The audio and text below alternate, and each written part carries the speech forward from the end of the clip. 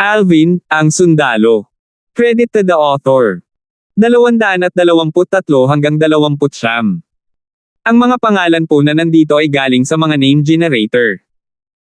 Kaya kung meron man pagkakatulad sa mga pangalan ng totoong tao o lugar, ito ay tunay na hindi sinasadya. Ano man ang mangyari, hindi inakala ni Alvin na makakatagpo niyang muli si Sydney, bukod pa rito sa pangunahing kalye ng panloob na lungsod ng Imperial City. Ang lahat ng bagay sa mundo ay talagang hindi nagbabago.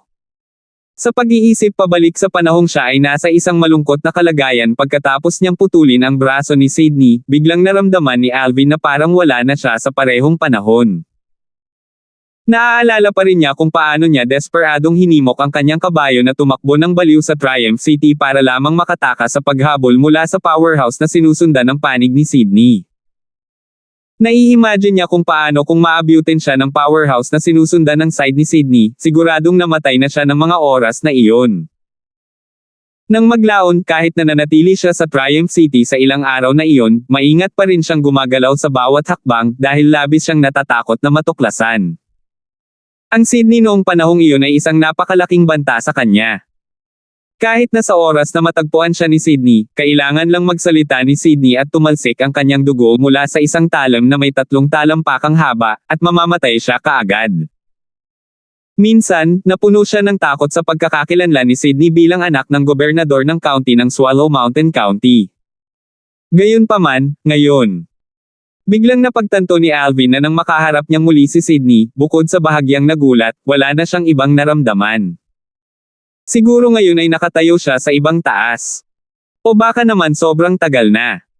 Nahanap na kita sa wakas. Si Sydney ay nagngangalit ang kanyang mga ngipin, pagkatapos ay lumabas siya ng karwahe at tumingin sa kabataang nakasakay sa kabayo na may mga mata na puno ng malamig na layuning pagpatay. Tumingin si Alvin kay Sydney na may kalmadong ekspresyon. Noong nakaraan, maaaring natatakot siya kay Sydney. Ngunit ngayon, si Sydney at siya ay wala sa parehong antas, kahit na sa lawak na hanggat gusto niya ito, kailangan lang niyang magsabi ng isang salita at ito ay sapat na upang maging sanhi ng County Governor's Estate ng Swallow Mountain County na sumuporta sa Sydney na magpalit ng pagmamay-ari. Nagtitiwala siya na hanggat sinabi niya sa Emperor, ganap na sasagutin ng Emperador ang kanyang kahilingan. Kahit sa lawak na kailangan lang niyang magbigay ng utos at ang mga embroidered uniform guard na nasa likod niya ay mabilis na umatake para tumalsik ang dugo ni Sydney mula sa isang 3 talampakang haba na talam, na ikinamatay niya kaagad. Ngunit hindi siya kumilos sa ganoong paraan, at hindi man lang niya naisip na pag-usapan ito kay Sydney. Third Young Master, anong problema? Sa sandaling ito, 2 pang tao ang sunod-sunod na lumabas mula sa loob ng karwahe at tumayo sa likod ni Sydney. Isang matanda at isang binata. Ang matanda ay halatang isang pag-iral sa nascent soul stage. Tungkol naman sa binata, Jimmy. Hindi napigilan ni Alvin na mapasigaw sa mahinang boses. Ang binata na kasalukuyang nakatayo sa likod ni Sydney ay walang iba kundi si Jimmy, na umalis sa pamilyang Lysander ilang taon na ang nakararaan.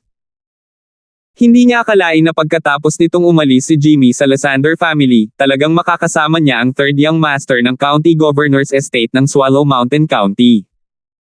Ang lahat ng bagay sa mundo ay talagang hindi nagbabago. Nang marinig lamang niya ang boses ni Alvin, tumingin si Jimmy kay Alvin, at sa isang sulyap lang, biglang lumungkot ang mukha niya habang nagmamadaling sinabi kay Sydney, Third Young Master, mismong ang taong ito ang pumutol sa braso mo noong araw na iyon, siya iyon. Siya iyon. Blood enmity, sa tingin mo kailangan ko pa bang sabihin sa akin ngayon? Dahan daw ang tumalikod si Sydney at sumulyap kay Jimmy, pagkatapos ay lumitaw ang isang pag-uyam sa mga sulok ng kanyang bibig. Kaya lumalabas na Jimmy ang tunay mong pangalan. No wonder hindi ko nagawang imbestigahan ang background mo sa loob ng 2 taon na ito. Jimmy, talagang may kakayahan ka, at talagang naitago mo ang iyong sarili ng husto. Third Young Master, ay. Ang mga tingin ni Jimmy ay komplikado, at isang mapait na ngiti ang lumitaw sa mga sulok ng kanyang bibig. Nagkamali ako at nalaman sa huli. Humph! Haharapin kita mamaya. Ang boses ni Sydney ay malamig at walang malasakit, at ang kanyang tingin ay bumaba kay Alvin. 2 taon na ang nakararaan, pilayan mo ang braso ko.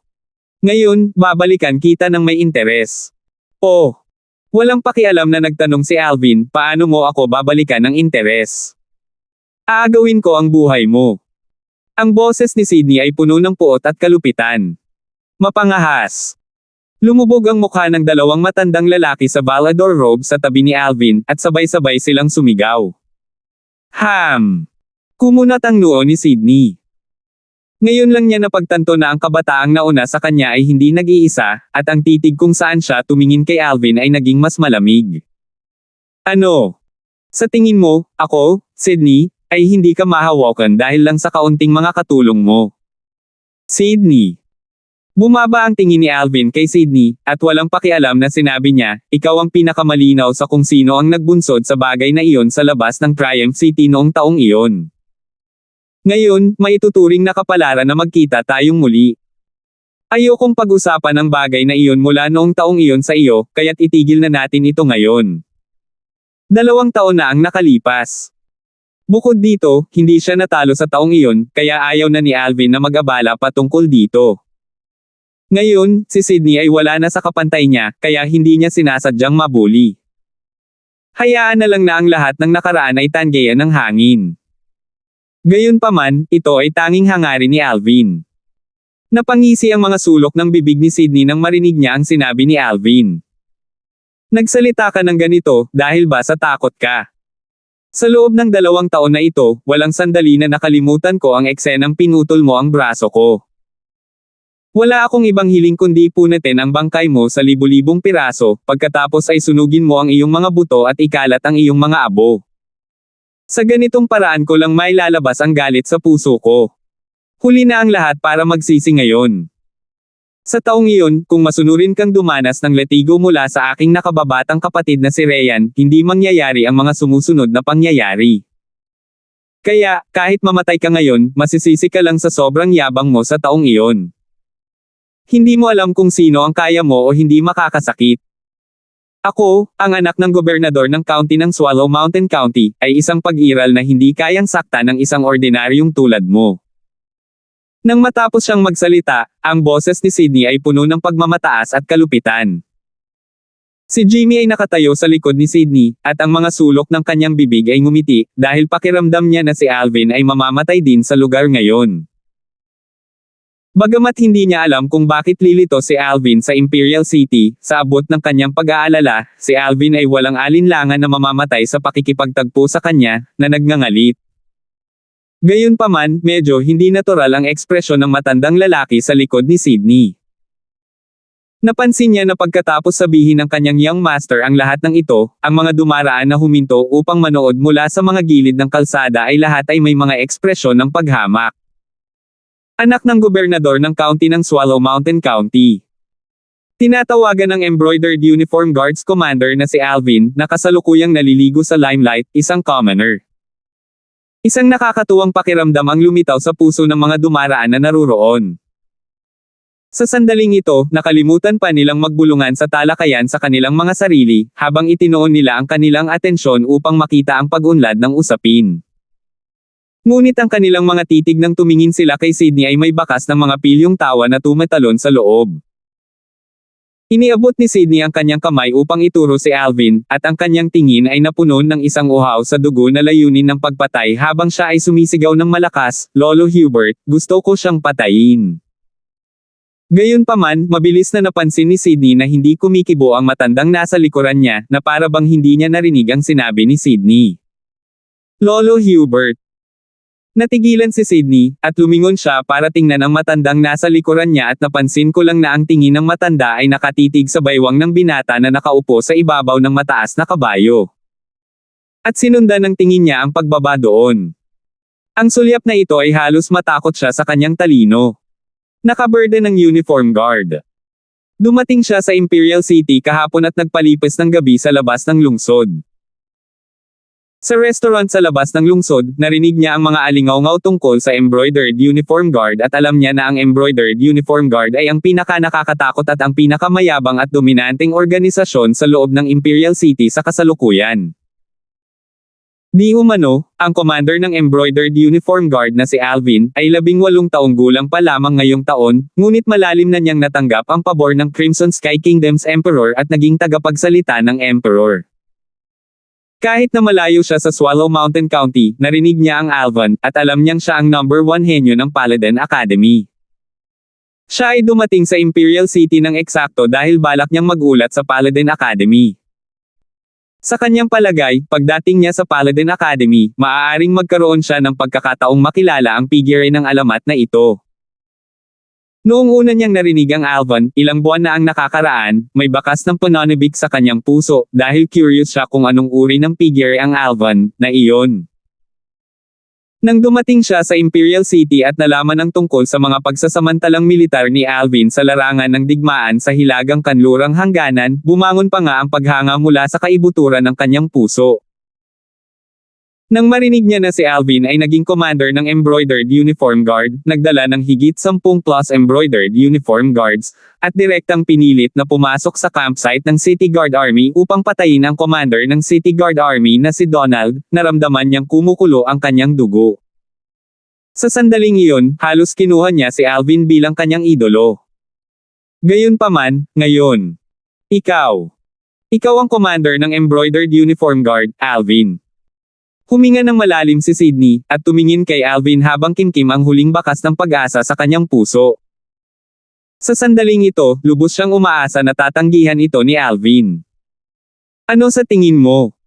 Tumingin si Alvin kay Sydney na may kalmadong ekspresyon habang tumutugon siya ng retorika.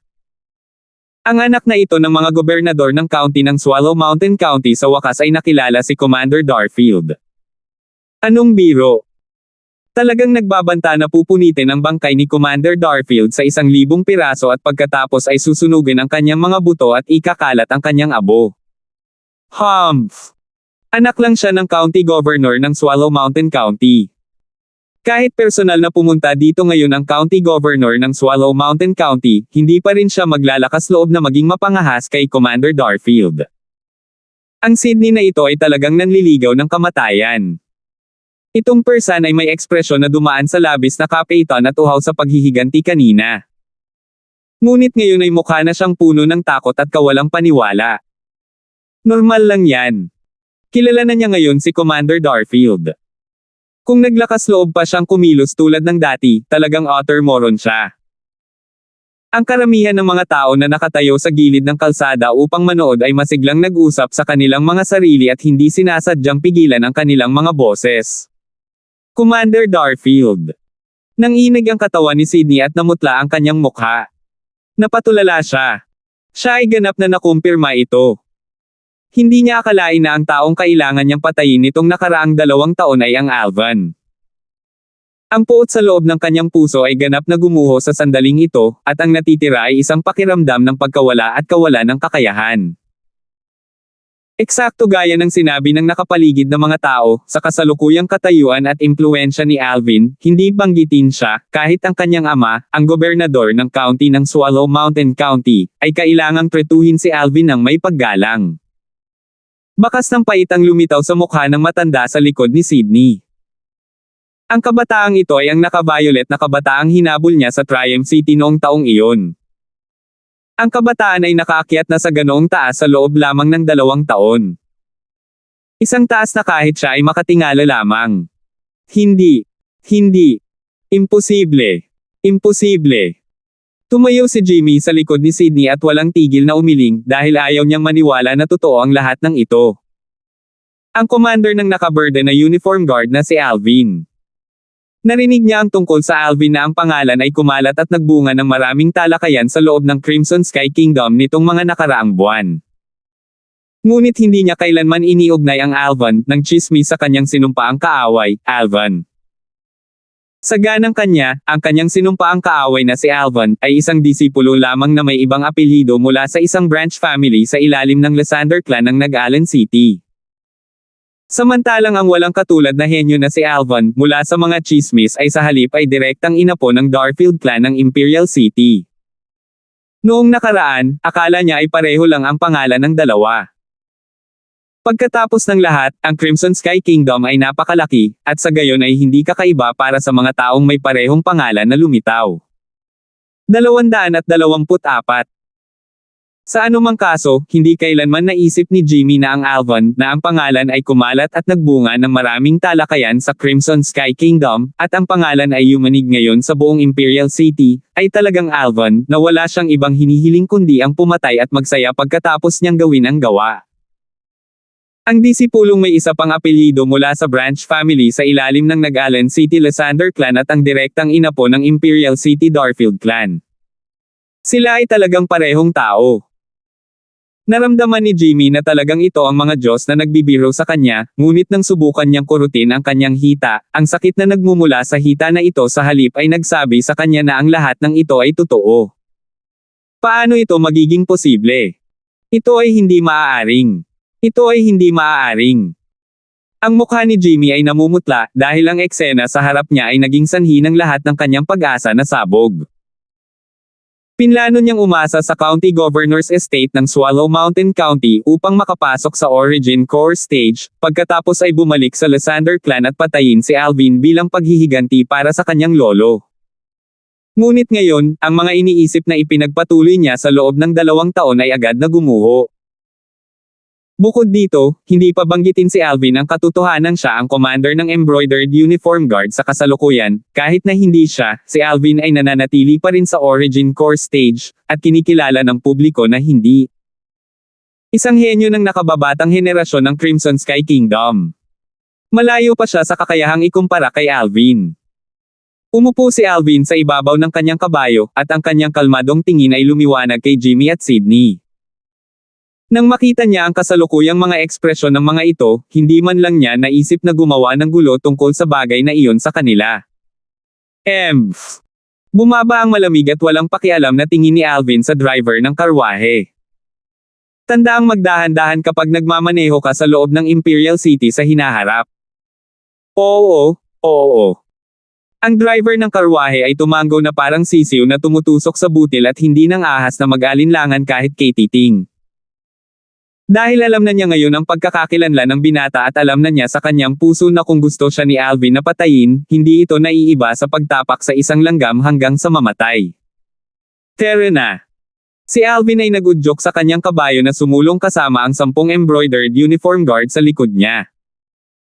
Pagkatapos lamang mawala ang grupo ni Alvin sa dulo ng kalye ay nakabawi mula sa pagkagulat si Sydney at ang matandang nasa likuran niya. Blood enmity. Hindi, Jimmy ang dapat kong itawag sa iyo. Bumaba ang tingin ni Sydney kay Jimmy, at ang isang bakas ng nagyayelong lamig ay bahagyang naghalo sa loob. Sa ganang kanya, ang dahilan kung bakit unti-unting lumayo si Alvin mula sa kanya, na naging dahilan upang mawalan siya ng pag-asa na makapaghiganti, ang lahat ng ito ay dahil kay Jimmy. Kung hindi dahil sa sinadyang maging misteryoso ni Jimmy sa oras na iyon, magiging imposible para kay Alvin na umunlad sa ganitong lawak. Tila nagising si Jimmy mula sa isang panaginip nang marinig niya ang sinabi ni Sydney, at agad siyang lumuhad sa lupa. Third Young Master, iligtas mo ako, iligtas mo ako. Lolo Hubert. Ang boses ni Sydney ay nagpahayag ng kalungkutan. Hindi maganda. Bumilis ang puso ni Jimmy, at nagmamadali siyang tumayo, nagnanais na tumakas. Gayunpaman, isa lamang siyang martial artist na hindi pa nakakatuntong sa Origin Core Stage, paano siya makakatakas mula sa mga kamay ng isang nascent soul martial artist? Ang kanyang bungo ay nabasag ng matanda na may hampas ng palad sa isang kisap mata, patay. Huminga ng malalim si Sydney matapos makita si Jimmy na pinatay at pagkatapos ay bumalik sa kanyang karwahe. Naunawaan niya na kahit hindi niya ito pabayaan, tiyak na nabaon na sa kaibuturan ng kanyang puso ang ilang galit. Ang kasalukuyang Alvin ay isa ng taong hindi niya kayang harapin, at kung siya ay hindi makatuwiran, siya ay nanliligaw lamang sa kamatayan. At maaari pa itong isangkot ang kanyang ama, ang gobernador ng county ng Swallow Mountain County. Pinamunuan ni Alvin ang grupo ng mga embroidered uniform guard sa pangunahing kalye nang biglang napansin ang kanyang mapagbantay na spiritual force na may nangyari. Sa mga anino, isang pares ng madilim na mga mata ang nakatitig sa kanya. Bukod dito, ang paglilinang ng taong ito ay hindi mahina. Marunong pa siyang magtago. Kung hindi dahil sa ang puso ni Alvin ay kalmado gaya ng tubig ngayon, baka hindi niya mapansin. Ito ay isang powerhouse. Bumangon ang pagbabantay sa puso ni Alvin dahil umaasa sa kanyang espiritual na lakas na maihahambing sa isang nascent soul martial artist, naramdaman niya kung gaano kitikot ang tao. Malamang na ang taong iyon ay isang half-step void stage powerhouse. Bumalik na tayo. Hindi nagpanik si Alvin at tinawag ang 10 embroidered uniform guard na nasa likod niya, pagkatapos ay pinaikot niya ang kanyang kabayo para tumungo sa tirahan ng embroidered uniform guards. Habang nasa daan, nakipag-usap si Alvin sa 2 matandang katabi niya sa mahinang boses. Matanda Hong, matandang Chin. Huwag matarante kahit ano pa ang susunod kong sabihin.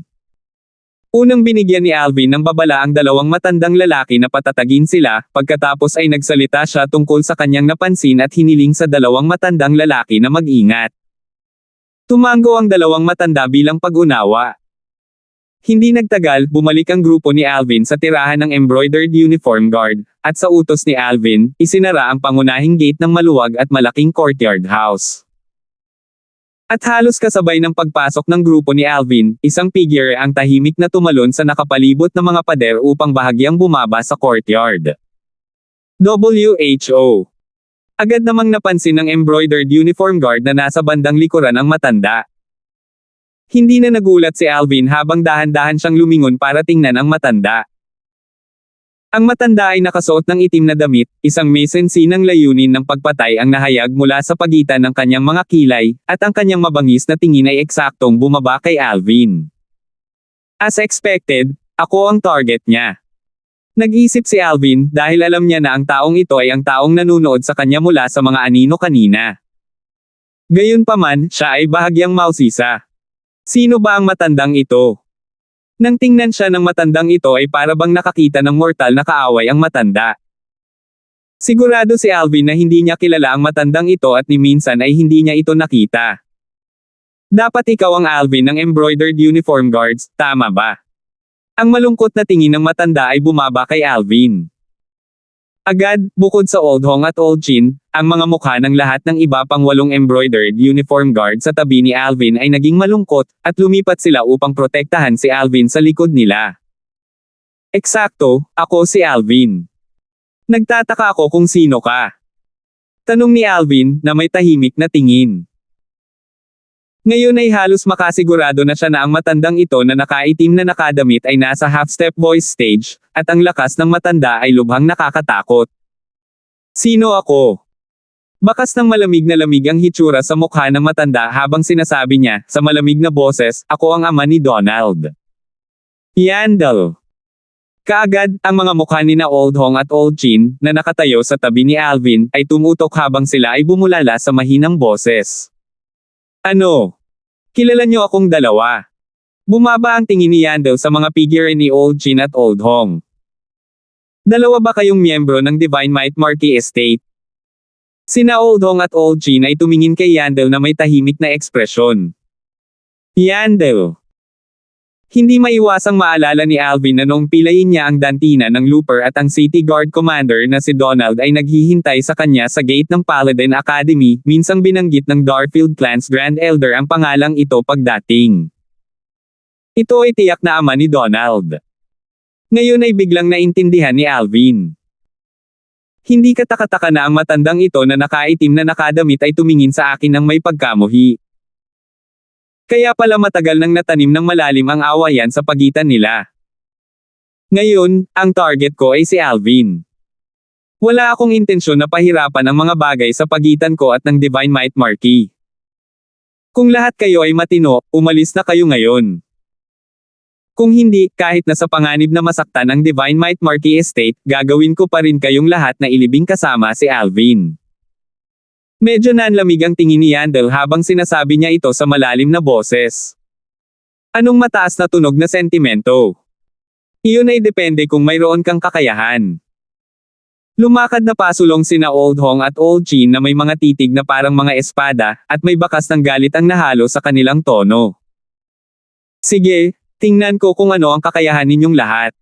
Nang matapos siyang magsalita ay gumalaw ang matandang nakasuot ng itim. Kaagad, tila siya ay nag-transform sa isang bolt ng itim na kidlat na kumikislap diretso patungo sa Old Hong at Old Chin sa napakabilis na bilis. Higit pa rito, sa itaas niya, 1,500 sinaunang mammoth silhouettes condensed sa form. Siya ay isang powerhouse na nakapasok sa half-step void stage gaya ng inaasahan. Nakatutok ang tingin ni Alvin. Kahit na ang isang ikasyam na antas ng nascent soul stage na martial artist na gumagamit ng kanyang buong lakas ay magkakaroon lamang ng lakas ng 1,200 sinaunang mammoth. Ang unang antas ng void prying stage ay nagtataglay ng lakas ng 2,000 sinaunang mammoth. Bagamat ang lakas ng Yandel na ito ay mas mababa sa isang void prying stage na martial artist, nalampasan nito ang isang ikasyam na antas ng nascent soul martial artist. Whoosh! Whoosh! Si Old Hong at Old Chin ay nagbagong anyo din sa dalawang kidlat at kumilos upang batiin siya sa labanan. Sa itaas ng Old Hong at Old Chin, bawat isa ay may lumitaw na 1,500 sinaunang mammoth silhouette. Sa mga tuntunin ng lakas, sino man sa Old Hong o Old Chin ay hindi mas mababa sa Yandel. Bukod pa rito, ang Old Hong at Old Chin ay parehong nagsanib puwersa ngayon at pinigilan si Yandel sa loob ng maikling sandali. Ang dalawa sa kanila ay nagtutulungan ng perpekto. Kayong dalawa. Kayong dalawa ang Old Tiger at Old Crane ng Divine Marquis Estate. Malungkot ang mukha ni Yandel nang mahulaan niya ang pagkakakilanlan ng 2 taong kinakalaban niya. Old Tiger at Old Crane. Hindi mapigilan ni Alvin na mamangha. Ang lumang Hong at Old Chin ay mayroon pa ring mga palayaw. Gayunpaman, naunawaan niya na kapag umatake si Old Hong, ito ay talagang tulad ng isang mabangis na tigre, samantalang kapag ang Old Chin ay umatake, ito ay parang isang magandang crayon. Ang matandang Hong ay sanay sa pag-atake, at mahigpit niyang pinigilan si Yandel. Ang matandang Chin ay sanay sa mga diskarte sa paggalaw, at naging sanhi siya upang si Yandel ay walang makaiwas. Hindi ko akalain na ang Divine Might Marquis Estate ay aabot sa ganoong kahabaan. Actually padadalhan ka ng 2 Old Tiger at Old Crane para sundan ang munting bastard na ito. Gumalaw ang katawan ni Yandel upang umiwas sa gilid at lumubog ang kanyang mukha.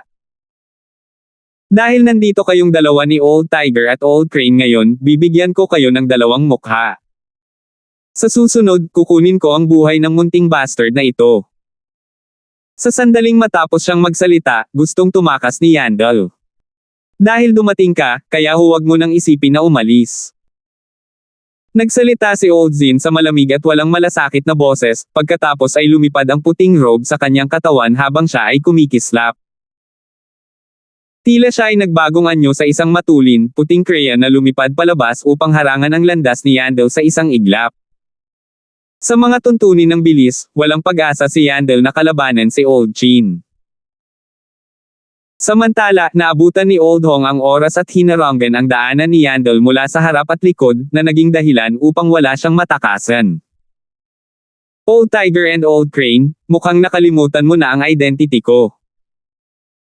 Lumubog ang mukha ni Yandel, dahil alam niya na kung magpapatuloy ito, tiyak na siya ang mamamatay. Inilahad niya ang kanyang kamay upang bawiin ang isang command token, at sa ibabaw ng command token ay ang salitang Spectre na nakaukit dito.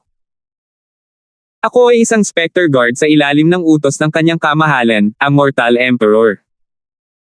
Kung papatayin ninyo akong dalawa, tiyak na magdadala kayo ng malaking sakuna sa Divine Might Marquis Estate. His Majesty the Mortal Emperor. Spectre Guard. Isang bakas ng pagkalito ang lumitaw sa mukha ni Alvin, dahil ang 2 terminong ito ay hindi pamilyar sa kanya. Yandel, masyadong mataas ang tingin mo sa sarili mo. Ang boses ng matandang Hong ay nagpahayag ng bakas ng paghamak. Ang kanyang kamahalan na Mortal Emperor ay makikipaglaban sa ating Divine Might Marquis Estate para sa isang Spectre Guard lang. Anong biro? Huminga ng malalim si Yandel at sinabi, sa malalim na boses, maaaring wala na siya sa nakaraan, ngunit huwag mong kalimutan na ang Senior Marquis ng iyong Divine Might Marquis Estate ay nahawahan ng laso ng Dark Nethermink at hindi siya ang Void Prying Stage Powerhouse. Kung gayon, natatakot akong mabaigo ka. Sa 3 buwan, ang laso ng Dark Nethermink ay ganap na mapapaalis mula sa Senior Marquis. Hindi mapigilan ni Alvin na matuwa nang marinig niya ang sinabi ni Yandel. Naisip ba talaga nitong si Yandel na ang kapangyarihan ng Divine Might Marquee Estate ay humina dahil sa pagkalaso ng Senior Marquee? 225. Little bastard, don't talk nonsense. Kahit grade 6 na alchemist ay walang magagawa laban sa laso ng Dark Nethermink. Sino ang sinusubukan mong bluff? Ang nagyayelong malamig na mga mata ni Yandel ay dumaan kay Alvin habang siya ay nanunuya. Sa ganang kanya, si Alvin ay isang ignorante lamang na kabataan.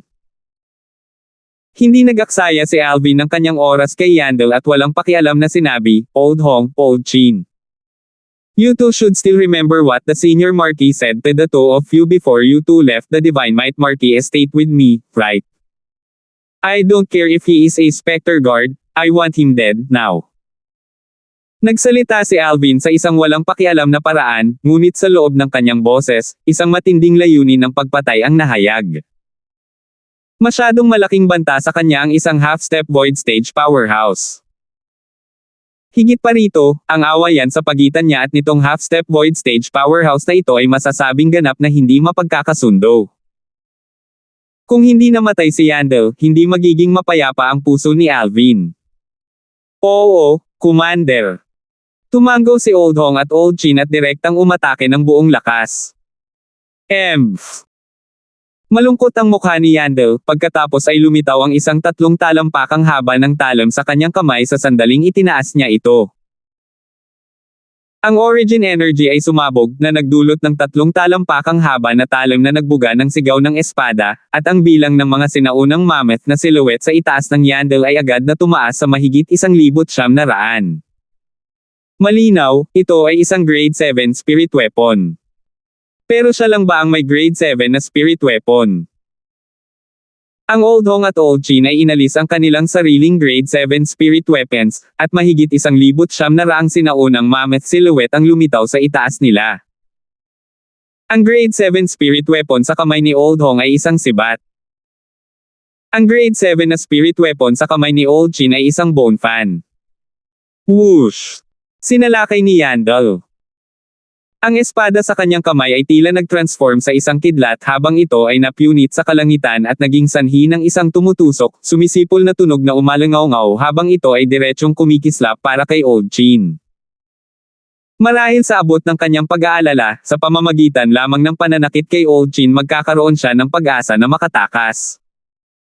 Hindi umiwas ang matandang Chin at itinaas ang kanyang kamay.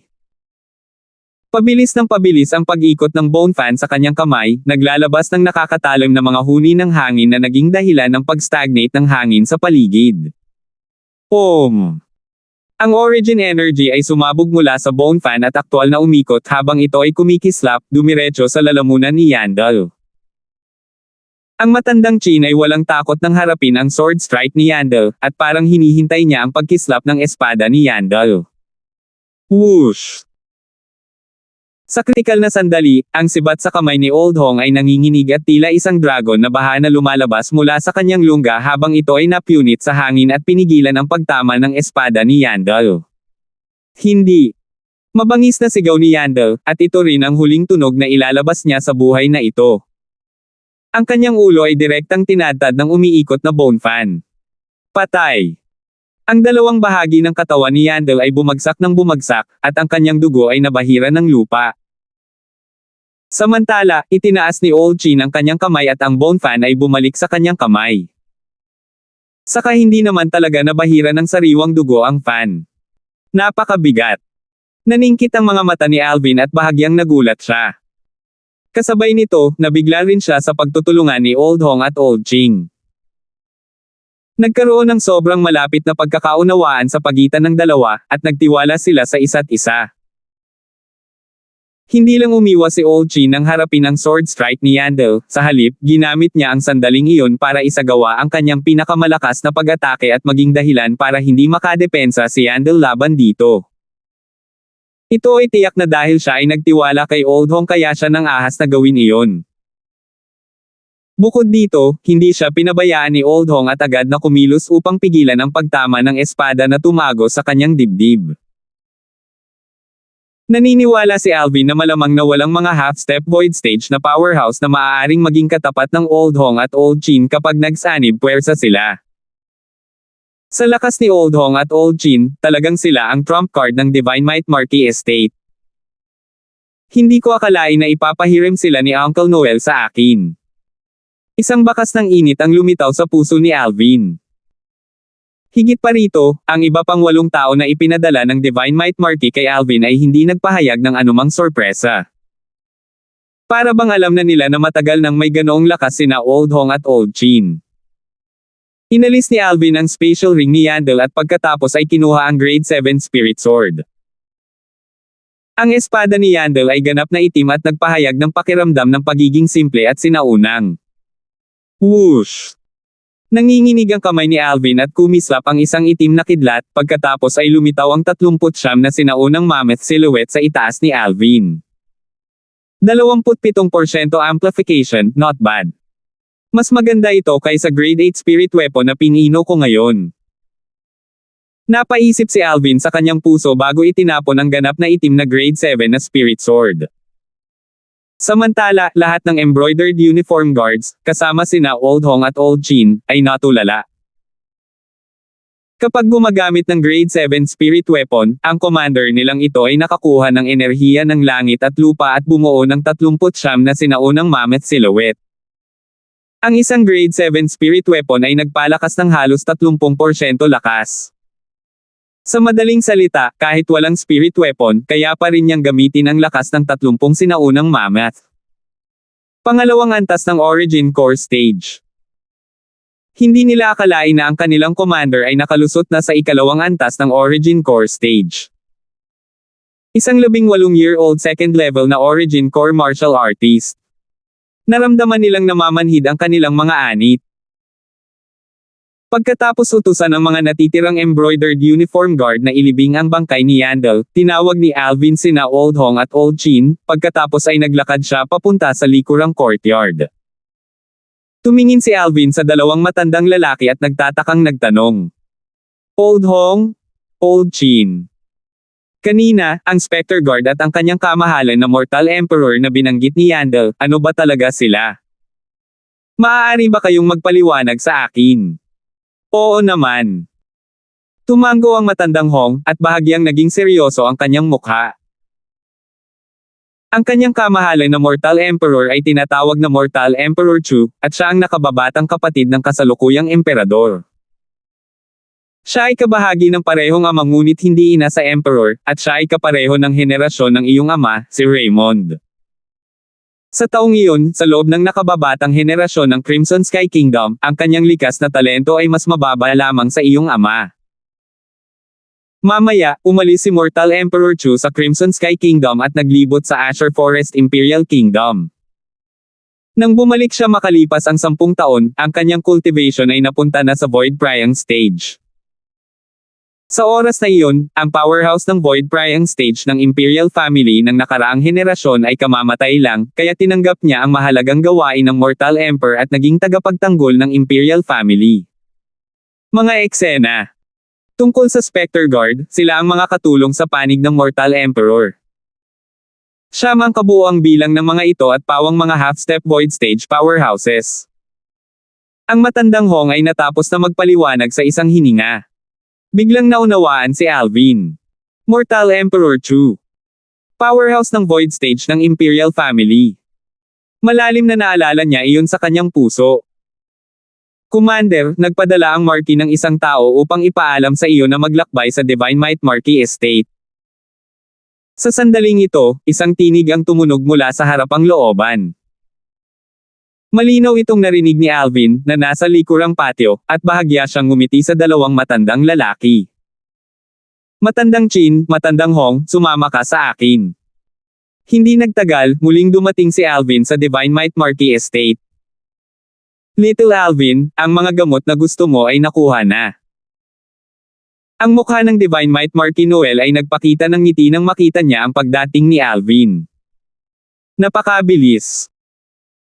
Bahagyang nagulat si Alvin, dahil ang isa sa mga pangunahing medicinal catalyst para pinuhin ang Grade 8 na Spirit Cleansing Pill ay napakahirap makuha, kung tutuusin. Kahit na sa Imperial City, ito ay napakabihirang. Hindi niya inaasahan na ilang araw na lang ay mapupulot na silang lahat ng kanyang tiyo Nie. Ang mga lihim ng Divine Might Marquee Estate ay hindi pangkaraniwang tulad ng inaasahan. Nakangiting sabi ni Noel, ang isa sa mga panggamot na materyales sa kanila ay napakabihirang. Gayunpaman, nakilala ko lang ang isang alchemist na nagmamay-ari nito at hiniling sa kanya na ilipat ito sa akin. Tumango si Alvin at pagkatapos ay pumunta sa likurang patio ng Divine Might Marquee Estate kasama si Noel. Hindi nagtagal, binawi ni Alvin ang kanyang kaldero at pinalamig ang apoy ng grade 8 na tableta, pagkatapos ay sinimulan niyang pinuhin ang grade 8 na Spirit Cleansing Peel. Inilagay ni Alvin ang buong tumpok ng mga panggamot na materyales sa kaldero, at pagkatapos na gumugol ng 3 oras, medyo wala sa kanyang inaasahan, nipinom niya ang 7 grade 8 na Spirit Cleansing Peels. Lolo Nelson Nigel, ito ay 3 grade 8 Spirit Cleansing Peels, at tulad ng huling pagkakataon, ubusin ang mga ito ng hiwalay sa loob ng 3 buwan. Pagkalipas ng 3 buwan, ang nakakalason na lason ng Dark Nether Mink sa loob ng iyong katawan ay ganap na mawawala.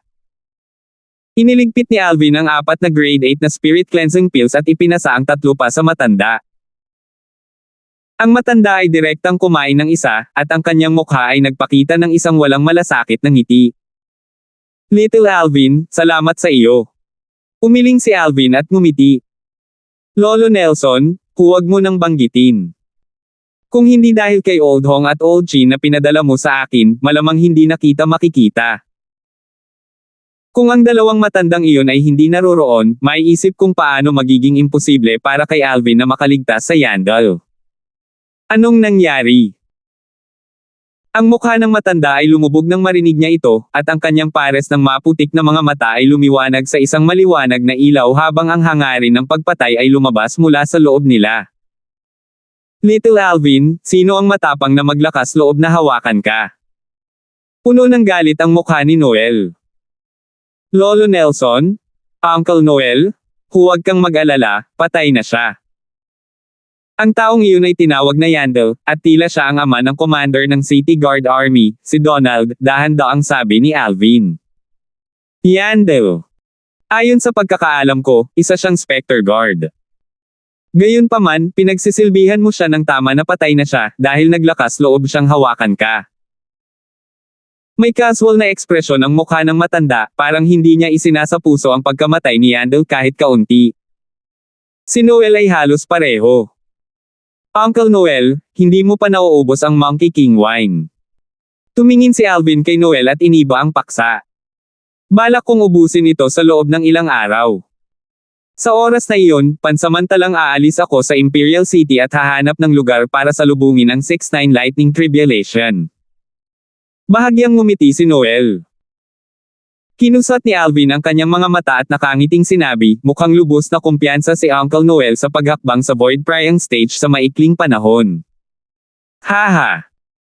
Kung si Uncle Noel ay pumasok sa Void Prying Stage, salamat pa rin iyon sa iyong kontribusyon. Kung wala sa akin ang Monkey King wine mo, hindi ko alam kung gaano katagal bago ako makakalusot, kahit na hanggang sa haba ng buhay ko ay hindi ko nakaya. Nang matapos siyang magsalita, umiling si Noel at bumaantong hininga. Bagamat kailangan lang niya ng isang hakbang upang maabot ang Void Prying Stage, maraming half-step Void Stage na martial artist na tulad niya ang lumitaw sa kasaysayan ng Crimson Sky Kingdom. Sa huli, higit sa 70% sa mga martial artist na iyon ang hindi nakalusot sa Void Prying Stage at namatay na lang sa katandaan. Kung ang isang tao ay nais na humakbang sa Void Prying Stage, kung gayon ang isa ay dapat magkaroon ng isang hindi pangkaraniwang likas na talento. Siyempre, hindi imposible para sa isang may ordinaryong likas na talento na makapasok sa Void Prying Stage. Hanggat ang isang tao ay nagtataglay ng Void Advancement Pill, o iba pang panlabas na mapagkukunan ng tulong, tulad ng Monkey King Wine, ang isa ay maaari pa ring maayos na makapasok sa Void Prying Stage. Tito Nie, nagpapalabis ka. Nakalusot si Lolo Nelson sa Void Prying Stage, paano ka magkakaroon ng problema? Umiling si Alvin at tumawa. Gayunpaman, hindi pa nagsasalita si Noel nang unang magsalita ang matanda. Little Alvin, may isang bagay na hindi mo alam. Nakalusot si Lolo Nelson sa Void Prying Stage dahil din sa Void Advancement Pill. Kung wala akong Void Advancement Pill, malamang na mahirap para sa akin na makapasok sa Void Prying Stage sa buhay ko. Natigilan si Alvin dahil hindi niya akalain na nakalusot ang matanda sa Void Prying Stage sa pamamagitan ng pag-asa sa Void Advancement Pill. Pagkatapos umalis sa Divine Might Marquee Estate, direktang umuwi si Alvin at ipinatawag si Jack. Young Master. Magalang na yumuko si Jack kay Alvin. Jack, kunin mo ito. Hindi nag-aksaya ng oras si Alvin at direktang binawi ang 3 grade 8 na spirit cleansing pills mula sa kanyang spatial ring at ipinasa ito kay Jack. 226 mga plano ni Alvin. Tagasalin, Crazy Tulonzurator Editor, Lucas. Young Master, ito ba? Bagamat malabong mahulaan ni Jack kung ano iyon, hindi pa rin niya mapigilan ang sarili na humingi ng kumpirmasyon. Bahagyang ngumiti si Alvin habang sinabi niya, ito ang grade 8 na spirit cleansing pills, hiwalay na kainin ang mga ito sa loob ng 3 buwan tulad ng nakaraang grade 9 spirit cleansing pills. Sa 3 buwan, ang iyong cultivation ay muling makakabawi ng isa pang ikatlo, kaya dapat na makarecover ka sa Void Prying Stage. Bumilis ang paghinga ni Jack nang marinig niya ito. Ang kanyang cultivation ay maaaring makabawi sa Void Prying Stage. All through this time, lagi siyang depressed. Siya ay isang pag-iral sa ika-6 na antas ng Void Prying Stage, ngunit ngayon dahil sa origin silang parasite, ang kanyang paglilinang ay dumanas ng matinding paghihigpit. Kung makaka-recover siya sa Void Prying Stage, kahit na unang level pa lang ito ng Void Prying Stage, nalampasan pa rin ito ang kasalukuyang sitwasyon niya. Pagkatapos ng lahat, mayroon siyang maraming kakilakilabot na mga kasanayan na maaari lamang isagawa kapag umaasa sa lakas ng Void Prying Stage. Kasunod nito, gumugol si Alvin ng kalahating oras at nilinis ang isang medicinal pill na mukhang simple at mapurol sa harap mismo ng mga mata ni Jack at ipinasa ito sa kanya. Bukod dyan, ito ang antidote sa nakalipas na kalahating taon. Nang bigyan niya si Jack ng grade 9 spirit cleansing pill para ubusin noong araw na iyon, naghalo siya ng espesyal na lason sa loob. Ang lason na iyon ay isang bagay na kahit ang spirit cleansing pill ay walang magawa. Kinailangan ni Jack na ubusin ang antidote tuwing kalahating taon, kung hindi ay tiyak na mamamatay siya. Ito rin ay isang paraan na ginamit ni Alvin upang kontrolin si Jack. Salamat, Young Master. Nagningning ang tingin ni Jack, at dali-dali niya itong tinanggap bago ito inubos. Matapos paalisin si Jack, pumunta si Alvin sa likurang patio. Ngayon lang niya napagtanto na ang 2 maliliit na babae ay parehong maayos na nakapasok sa Origin Core Stage. Bumalik si Alvin sa kanyang silid pagkatapos samahan ang 2 maliliit na babae saglit. Pagkatapos kumuha ng isang patak ng Monkey King wine at ubusin ito, nagsimulang magtanim si Alvin. Sa pagkakataong ito, napansin ni Alvin na ang nakapagpapagaling na lakas ng Monkey King wine ay 50% na mas mahina kaysa dati.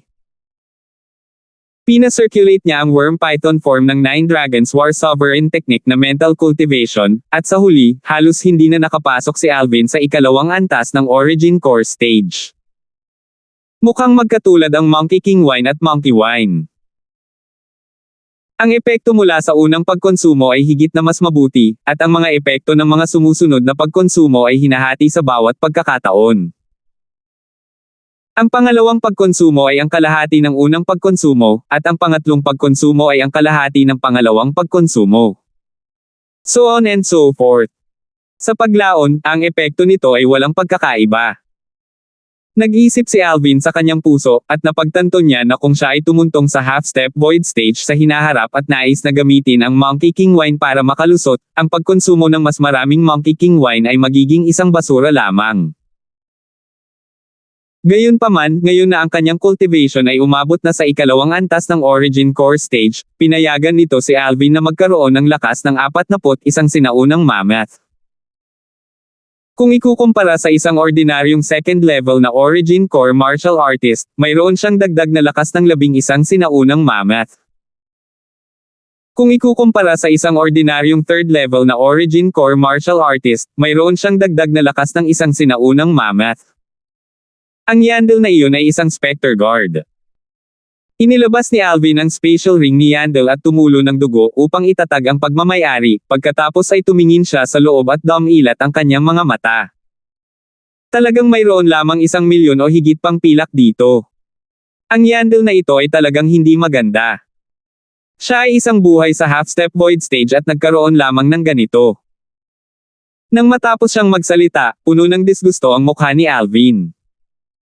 Sa tarangkahan ng Fifth Princess Estate, tumingin ang Fifth Prince kay Jaisel at sinabi, na may bahagyang ngiti, Jaisel, pupuntahan ka ng pinsan sa Fair Sun County kapag libre ako. Pinsan. Ang mga mata ni Jaisel ay malabo at puno ng luha, at ang kanyang mukha ay may halong ayaw. Siguro ba talagang wala tayong magawa laban sa Alvin na iyon? Nang malaman niya ang kasalukuyang pangangibabaw ni Alvin, ang puso ni Jaisel ay napuno ng ayaw at hinanakit. Jaisel, huwag kang mag-alala. Kapag nasakop na ng pinsan ang trono, tiyak na kukunin ko ang Alvin na iyon at ipapadala siya sa unahan mo. Papayagan kitang harapin siya ayon sa gusto mo, pangako ng ika-5 prinsipe. Bahagyang lumuwag ang ekspresyon ni Jaisel nang marinig niya ang sinabi nito, at tumango siya ng may masamang tingin. Okay. Sa oras na iyon, gusto kong hiwain ang laman niya ng pira-piraso at makita ang huling patak ng dugong dumudugo sa katawan niya. Kasunod nito, si Jaisel at ang matandang babae sa tabi niya ay umalis sa Fifth Princess Estate upang bumalik sa Fair Sun County. Dinala ng Fifth Prince ang matandang may puting kilay at tumalikod para bumalik sa estate matapos mawala ang karwahe ni Jaisel sa kanyang paningin. Jaisel, huwag kang mag-alala. Ang matandang kambing na iyon ay hindi na mabubuhay pa. Sa pagbabalik sa ari-arian, ang ika-5 prinsipe ay bumulong sa sarili. Mula nang patayin si Yandel, unti-unting huminahon ang buhay ni Alvin. Ang ika-3 prinsipe at ika-5 prinsipe ay tila naglaho sa mundo. Ang punong ministro na si Travis ay tila tumahimik na rin. Sa ngayon, bukod sa paminsan-minsang pagpunta sa Paladin Academy, si Alvin ay karaniwang nananatili sa bahay at sinasamahan ang 2 batang babae at ang kanyang ina. Paminsan-minsan, pumupunta siya sa tirahan ng Embroidered Uniform Guard para imbestigahan kung sino ang Lamason sa Emperor. Sa paglipas ng panahon, dumarami ang mga pahiwatig niya. Nagtitiwala si Alvin na hindi magtatagal bago niya malalaman ang katotohanan, at mahahanap ang tunay na salarin. Samantala, si Alvin ay naging 19 anyos na at nakapasok sa hanay ng mga kabataang lalaki, at ang pagiging immature sa kanyang mukha ay tuluyang nawala. Pinalitan nito, mayroon siyang hugis espada na kilay at mabituing mga mata, at siya ay gwapo at pambihira na may magandang tindig. Sa isang kisap mata, lumipas ang 3 buwan. Sa loob ng isang maluwang na silid. Swoosh! Ang binata na nakasuot ng violet ay biglang nagmulat ng kanyang mga mata, at sa itaas niya, 51 sinaunang mammoth silhouettes ang namuo. Nakalusot na rin ako sa wakas. Buti na lang at hindi nagkasagupaan ang Monkey King Wine at Monkey Wine. Nagpakita ng ngiti sa mukha ni Alvin. Dahil nakainom na siya ng Monkey King Wine sa pangalawang pagkakataon at napansin na hindi maganda ang epekto, hindi na niya sinayang ang Monkey King Wine at sa halip ay uminom ng Monkey Wine. Dahil dito, napansin niyang hindi hamina ang nakapagpapagaling na lakas ng Monkey Wine dahil sa pagkonsumo niya ng Monkey King Wine. Umaasa sa nakapagpapagaling na lakas ng Monkey Wine, at kasama ng tulong ng Origin Strength Eneng Pill, maayos siyang nakapasok sa ika-3 antas ng Origin Core Stage pagkatapos ng 3 buwan. Ang Origin Strength Eneng Pill ay ang upgraded na bersyon ng Origin Increasing Pill, at ito rin ang medicinal pill na ginagamit ng mga Origin Core martial artists dahil nagagawa nitong palakihin ang kanilang cultivation speed. Napino ni Alvin ang ilan sa mga ito sa nakalipas na 3 buwan. Lahat sila ay Origin Strength Eneng Pills na may mataas na kadalisayan at malayo sa isang bagay na maaaring ihambing sa Origin Strength Eneng Pills na ibinebenta sa labas. Ang 2 maliliit na batang babae sa bahay, sina Kelly at Megan, ay magkasunod na tumuntong sa ika-2 antas ng Origin Core Stage pagkatapos ubusin ang ika-2 patak ng Monkey King Wine. At ang kanilang mga paglilinang ay isang bagay na tanging si Alvin lamang ang matatag na malalampasan sa loob ng nakababatang henerasyon ng Crimson Sky Kingdom. Siyempre, ang lahat ng ito ay alam lamang ni Alvin, at ang mga tagalabas ay hindi alam ito kahit kaunti. Kung hindi, hindi alam kung anong uri ng sensasyon ang ay dudulot nito. Si Alvin, na ang mood ay tuwang-tuwa matapos masira, pumunta sa Paladin Academy para hanapin sina Ray, Butch, at Hudson para sabay na kumain. Sa kasalukuyan, si Ray at ang iba ay nasanay na sa paglaktaw ng klase ni Alvin. Walang pinagkaiba sa kasalukuyang Alvin kung lalampas siya sa klase o hindi, dahil ang kanyang kasalukuyang katayuan sa loob ng Crimson Sky Kingdom sa isang tiyak na antas ay maaari nang ituring na mas mababa sa isang ngunit mas mataas sa iba, dahil walang mas mataas sa kanya kundi ang Emperor. Marahil sa loob ng Imperial City ngayon, may mga taong hindi nakakaalam kung sino ang punong ministro, ngunit halos walang sino man ang hindi nakakaalam kung sino ang commander ng Embroidered Uniform Guard. Ang commander ng Embroidered Uniform Guard, si Alvin, ang tagapagsalita ng Emperor ng Crimson Sky Kingdom. Sa mga mata ng kasalukuyang emperador, ang kanyang katayuan ay higit pa sa punong ministro na si Travis. Right, now that I think of it, it's about time for this year's new students to enroll, right? We ought to be considered grade 2 students now, right? Tanong ni Alvin. Alvin, ang bagal mo talaga. Nag-enroll na ang mga bagong estudyante 2 araw na ang nakalipas, at na-promote na tayo sa grade 2 students. Umiling si Hudson at tumawa. Kahit na si Alvin ang commander ng Embroidered Uniform Guard ngayon, hindi sila nagkahiwalay kahit kaunti. Ang pagkakaibigan nila ni Alvin ay hindi magbabago dahil lang nagbago ang katayuan ng isa sa kanila. Tumingin si Butch kay Alvin at nagtanong, Alvin, may plano ka ba? Sa abot ng kanyang pag-aalala, si Alvin ay 19 lamang at nakamit na ang gayong mga tagumpay sa loob ng Crimson Sky Kingdom. Kaya, sa loob ng Crimson Sky Kingdom, maliban kung siya ay bumangon sa pagre-rebelde upang agawin ang trono, magiging lubhang mahirap para sa kanya na tumayo sa mas mataas na taas. Sa Crimson Sky Kingdom, halos nakatayo siya sa tuktok. Bahagyang ngumiti si Alvin. Natural akong may plano. Gayunpaman, ang lahat ay kailangang maghintay hanggang matapos kong harapin ang isang hindi natapos na usapin. Pagkatapos kong harapin ang bagay na iyon, marahil ay aalis ako sa Crimson Sky Kingdom at magtungo sa Azure Forest Imperial Kingdom. Ayon sa nalaman ni Alvin mula kay Jack, ang ilan sa mga sekta sa loob ng Azure Forest Imperial Kingdom ay matatagpuan sa mga lugar na may magagandang tanawin, at ang origin energy doon ay sagana, kaya lubhang kapaki-pakinabang sa paglilinang ng isang tao. Kung ikukumpara sa isang ordinaryong lugar ng paglilinang, ang bilis ng paglilinang doon ay mas mabilis. At ang bilis ng paglilinang sa ilang lugar ay doble pa ng bilis ng paglilinang sa isang ordinaryong lugar. Nai-imagine niya kung paano kung makakapag-cultivate siya sa mga lugar na iyon, kasama ang mataas na purity na origin strengthening pills na nasa kanya, ang kanyang cultivation ay tiyak na uusad sa napakabilis na bilis. Kaya nagplano na siyang pumasok sa isa sa mga nangungunang sekta sa loob ng Azure Forest Imperial Kingdom para lamang sa isang napakagandang lugar ng paglilinang. Gayunpaman, hindi mahalaga kung ito man ay ang Paladin Academy na kanyang kasalukuyang kinaroroonan, o ang mga nangungunang sekta sa Azure Forest Imperial Kingdom na papasukin niya sa hinaharap, lahat sila ay mga hakbang lamang para sa kanya. Ang kanyang mga hangarin ay wala sa Crimson Sky Kingdom, hindi ang kanyang mga hangarin sa loob ng Azure Forest Imperial Kingdom. Azure Forest Imperial Kingdom. Sina Ray, Butch, at Hudson ay may mga mukha na puno ng pananibik nang marinig nila ang sinabi ni Alvin. Pagkatapos kumain kasama ang tatlo, umalis si Alvin sa Paladin Academy at pumunta sa tirahan ng Embroidered Uniform Guards kasama si Jack. Malaking tulong sa kanya ang pag-cultivation ni Jack sa Void Prying stage. Commander, nagbunga ang ating investigasyon. Kakapasok lang ni Alvin sa mga gate nang makita niya sina Liam at Gover na paparating upang batiin siya. Meron na. Lumiwanag ang tingin ni Alvin. Sino ang bumili ng mga gamot na iyon? Si Liam ay lumakad ng ilang hakbang pasulong at isinara ang gate ng courtyard house, saka lang siya lumapit sa tabi ni Alvin at sinabi, sa mahinang boses, "Commander, ito ay isang tao mula sa Fifth Princess Estate." Fifth Princess Estate? Naningkit ang mga mata ni Alvin. Sigurado ka? Hindi ito biro.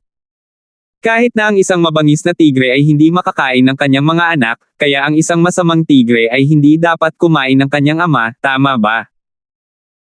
Commander, nahuli namin ang taong bumili ng mga panggamot na materyales at kinumpirma ito. Ang mga panggamot na materyales na iyon ay isang bagay ng manager na sumunod sa tabi ng Fifth Prince, Whitebrow, isa na hiniling sa kanya na bilhin, dagdag ni Gover. Mukhang may kinalaman ang bagay na ito sa Fifth Prince. I need to make a trip to the palace. Tumango si Alvin at bahagyang nabigla sa kanyang puso. Ang ikalimang prinsipe ay talagang lubhang malupit at walang awa, kahit na napakalupit sa kanyang sariling ama. Dinala ni Alvin si Jack habang nagmamadaling pumasok sa palasyo upang makita ang emperador. Commander Darfield, dahil ba may lead ka kaya nagmamadali kang pumunta dito? Nahulaan ng emperor ang dahilan ng pagdating ni Alvin. Kamahalan, hindi ko talaga alam kung paano magsasalita tungkol sa bagay na ito. Si Alvin ay may mukha na puno ng mapait na ngiti. Tiyak na hindi niya direktang sasabihin sa emperor na gusto ka ng anak mong patayin, tama ba? Magsalita ka. Kalmado ang tingin ng emperor habang dahan-daang nagsasalita. Tumingin si Alvin sa emperor. Ayon sa mga pahiwatig mula sa aking pagsisiyasat, ang lahat ay tumuturo sa Fifth Prince. 227. Ikalimang prinsipe. Bumilis ang paghinga ng emperor nang marinig niya ang sinabi ni Alvin. Pagkaraan lamang ng mahabang panahon ay huminga siya ng malalim at bakas ng kadiliman ang sumilay sa kanyang mga mata. Nakatingin si Alvin sa emperor, at malinaw na nararamdaman niya ang galit sa puso ng emperor. Naiintindihan niya ang kasalukuyang nararamdaman ng emperador. Commander Darfield. Nagsalita ang emperor gamit ang malamig na boses na nagpahayag ng lamig na nanlalamig hanggang sa buto. Ang iyong kamahalan. Sagot ni Alvin. Kunin mo ang embroidered uniform guard sa ilalim ng iyong utos at dalhin ang unfilial son na iyan ngayon din. Ipapatawag ko agad ang Prime Minister at Divine Might Marquis para pumasok agad sa palasyo. Gusto kong bitiin ang unfilial son na iyon sa tronong ito bilang babala sa iba. Ang tinig ng emperador ay tila nagmula sa kailaliman ng impyerno at walang kapantay na madilim. Galit na galit siya. Napabuga si Alvin ng malamig na hangin. Sinasabi na ang mga emperador ay walang puso, at ngayon ay maituturing siyang ganap na naranasan ito. Gayunpaman, nang isipin niya ang tungkol sa mga ginawa ng Fifth Prince, naunawaan ni Alvin. Ang Fifth Prince lang ang may kasalanan sa sarili niya. Oo. Natanggap ni Alvin ang mga utos at umalis sa Imperial Palace kasama si Jack, pagkatapos ay tinipon niya ang 12 embroidered uniform guard sa ilalim ng kanyang utos upang direktang magtungo sa ari-arian ng Fifth Prince. Nang makita ng mga bantay sa pangunahing tarangkahan ng ari-arian ng Fifth Prince si Alvin na paparating kasama ang kanyang mga nasasakupan, namutla ang kanilang mga mukha. Commander Darfield.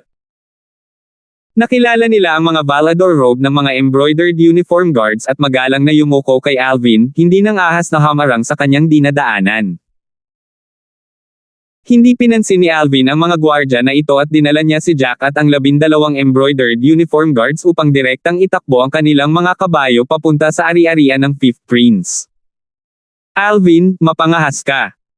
Hindi nagtagal, lumabas ang ikalimang prinsipe, at sa likuran niya, sumunod ang matanda na may puting kilay.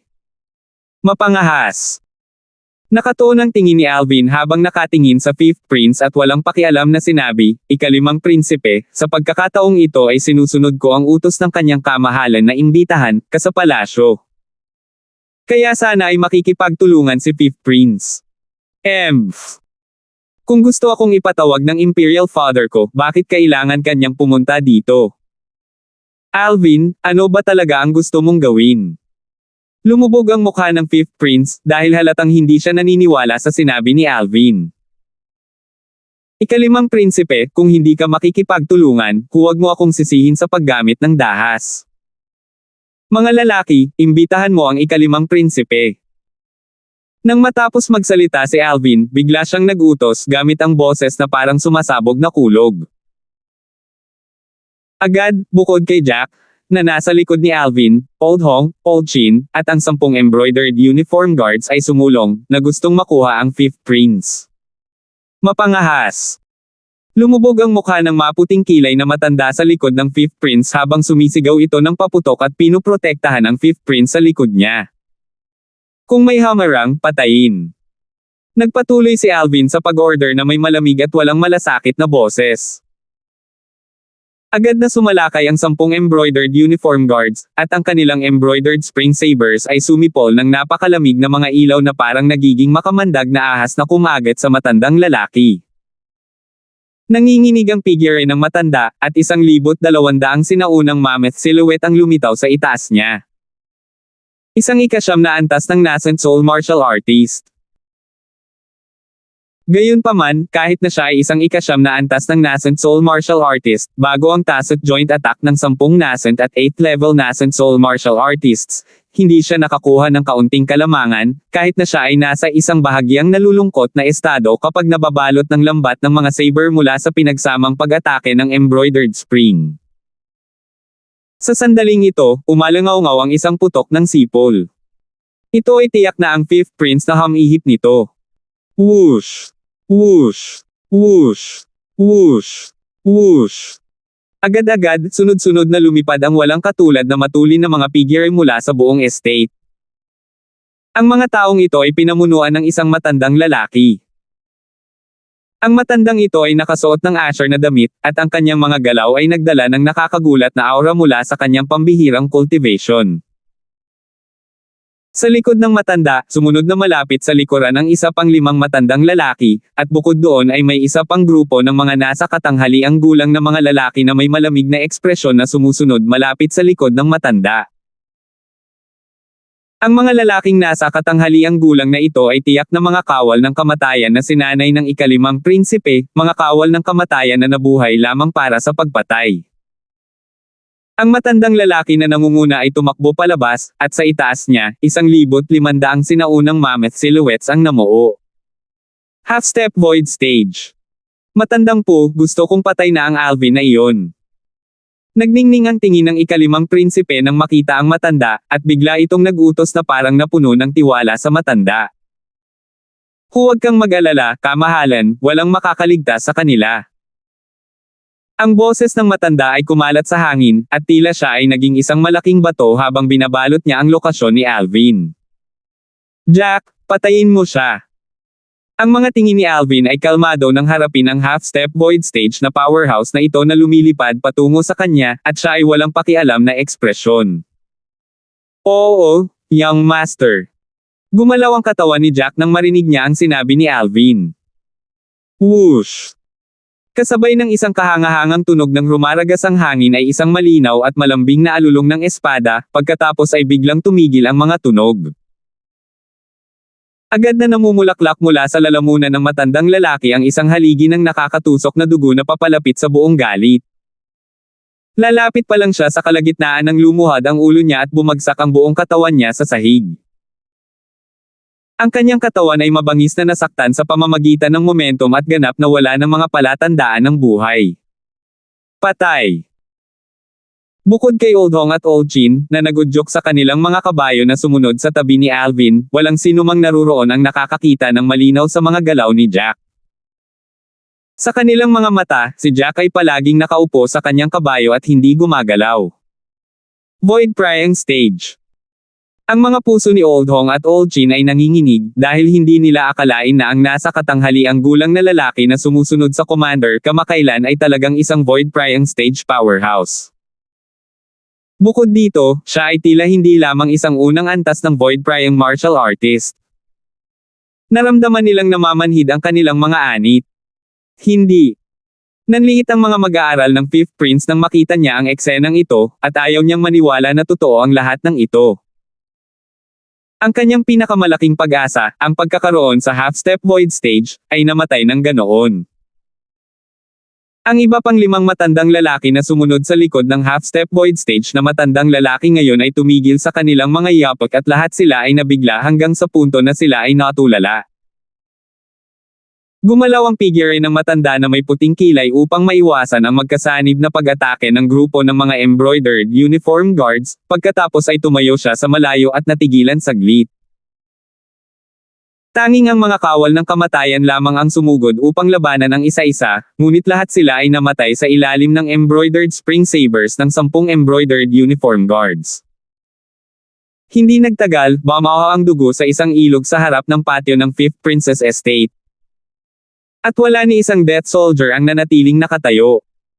Ika-5 prinsipe, sana ay makipagtulungan ka. Ang malamig na tingin ni Alvin ay dumaan sa matanda at ang iba pang 5 matandang lalaki na natulala, pagkatapos ay sa wakas ay bumaba ito sa 5th Prince. Ang 5th Prince ay tila bahagyang naalis sa kanyang talino, at nang palibutan siya ng 10 embroidered uniform guards ay nakabawi siya sa kanyang pagkabigla. Alvin, siguradong mamamatay ka. Ang 5th Prince ay tumingin kay Alvin at nagsalita sa boses na puno ng malamig na lamig. Ika-5 prinsipe, nasabi ko na ito noon pa, sinusunod ko ang utos ng kanyang kamahalan na imbitahan ka sa palasyo. Nagpatuloy sa pagsasalita si Alvin. Tungkol naman sa pananakot ng 5th Prince, hindi niya ito isinapuso. His Majesty. May napansin ba ang matandang kambing na iyon? Ang mga mata ng ika-5 prinsipe ay kumislap na may bakas ng kasamaan habang sinasabi niya ito sa malalim na boses. Matandang kambing. Napatingin si Alvin ng malalim sa 5th Prince. Mukhang hindi man lang iginalang ng 5th Prince ang Emperor dahil tinawag talaga niyang matandang kambing ang Emperor. Kunin mo siya. Pinaikot ni Alvin ang kanyang kabayo at umalis sa ari-arian ng 5th Prince. Hindi niya napansin na nang ang 5th Prince ay kinaladkad papunta sa likod ng isang kabayo ng isang embroidered uniform guard, ang 5th Prince ay nagbigay ng senadoryas ng mata sa matanda na may puting kilay. At tumango ang maputing kilay na may seryosong ekspresyon. Matapos kunin ni Alvin ang 5th Prince, ang maputing kilay na matanda ay umalis sa ari-arian ng 5th Prince sa unang posibleng sandali at dumiretso sa Imperial Palace. Sa bilis, nalampasan niya ang grupo ni Alvin na nakasakay sa kabayo. Nang dumating si Alvin sa silid ng trono kasama ang ika-5 prinsipe, napansin niya na bukod sa Emperor, medyo marami ang naruroon. Bukod sa Divine Might Marquis Noel at Prime Minister Travis, ang Senior Marquis ng Divine Might Marquis Estate ay talagang dumating din, at nakaupo na siya ngayon sa malapit. Halatang binigyan siya ng upuan ng emperador. Dinala ni Alvin si Jack at ang 12 embroidered uniform guards upang makapasok sa silid ng trono sa mabilis na hakbang. Imperial na ama. Ang ika-5 prinsipe ay parang nakita niya ang kanyang tagapagligtas nang makita niya ang emperador, at lumuhad siya sa lupa. Ang Alvin na ito ay walang ingat at walang pakundangan para talagang maglakas loob na pasukin ang aking ari-arian at patayin ang aking mga nasasakupan. Imperial Father, dapat mong bigyan ng hustisya ang iyong anak.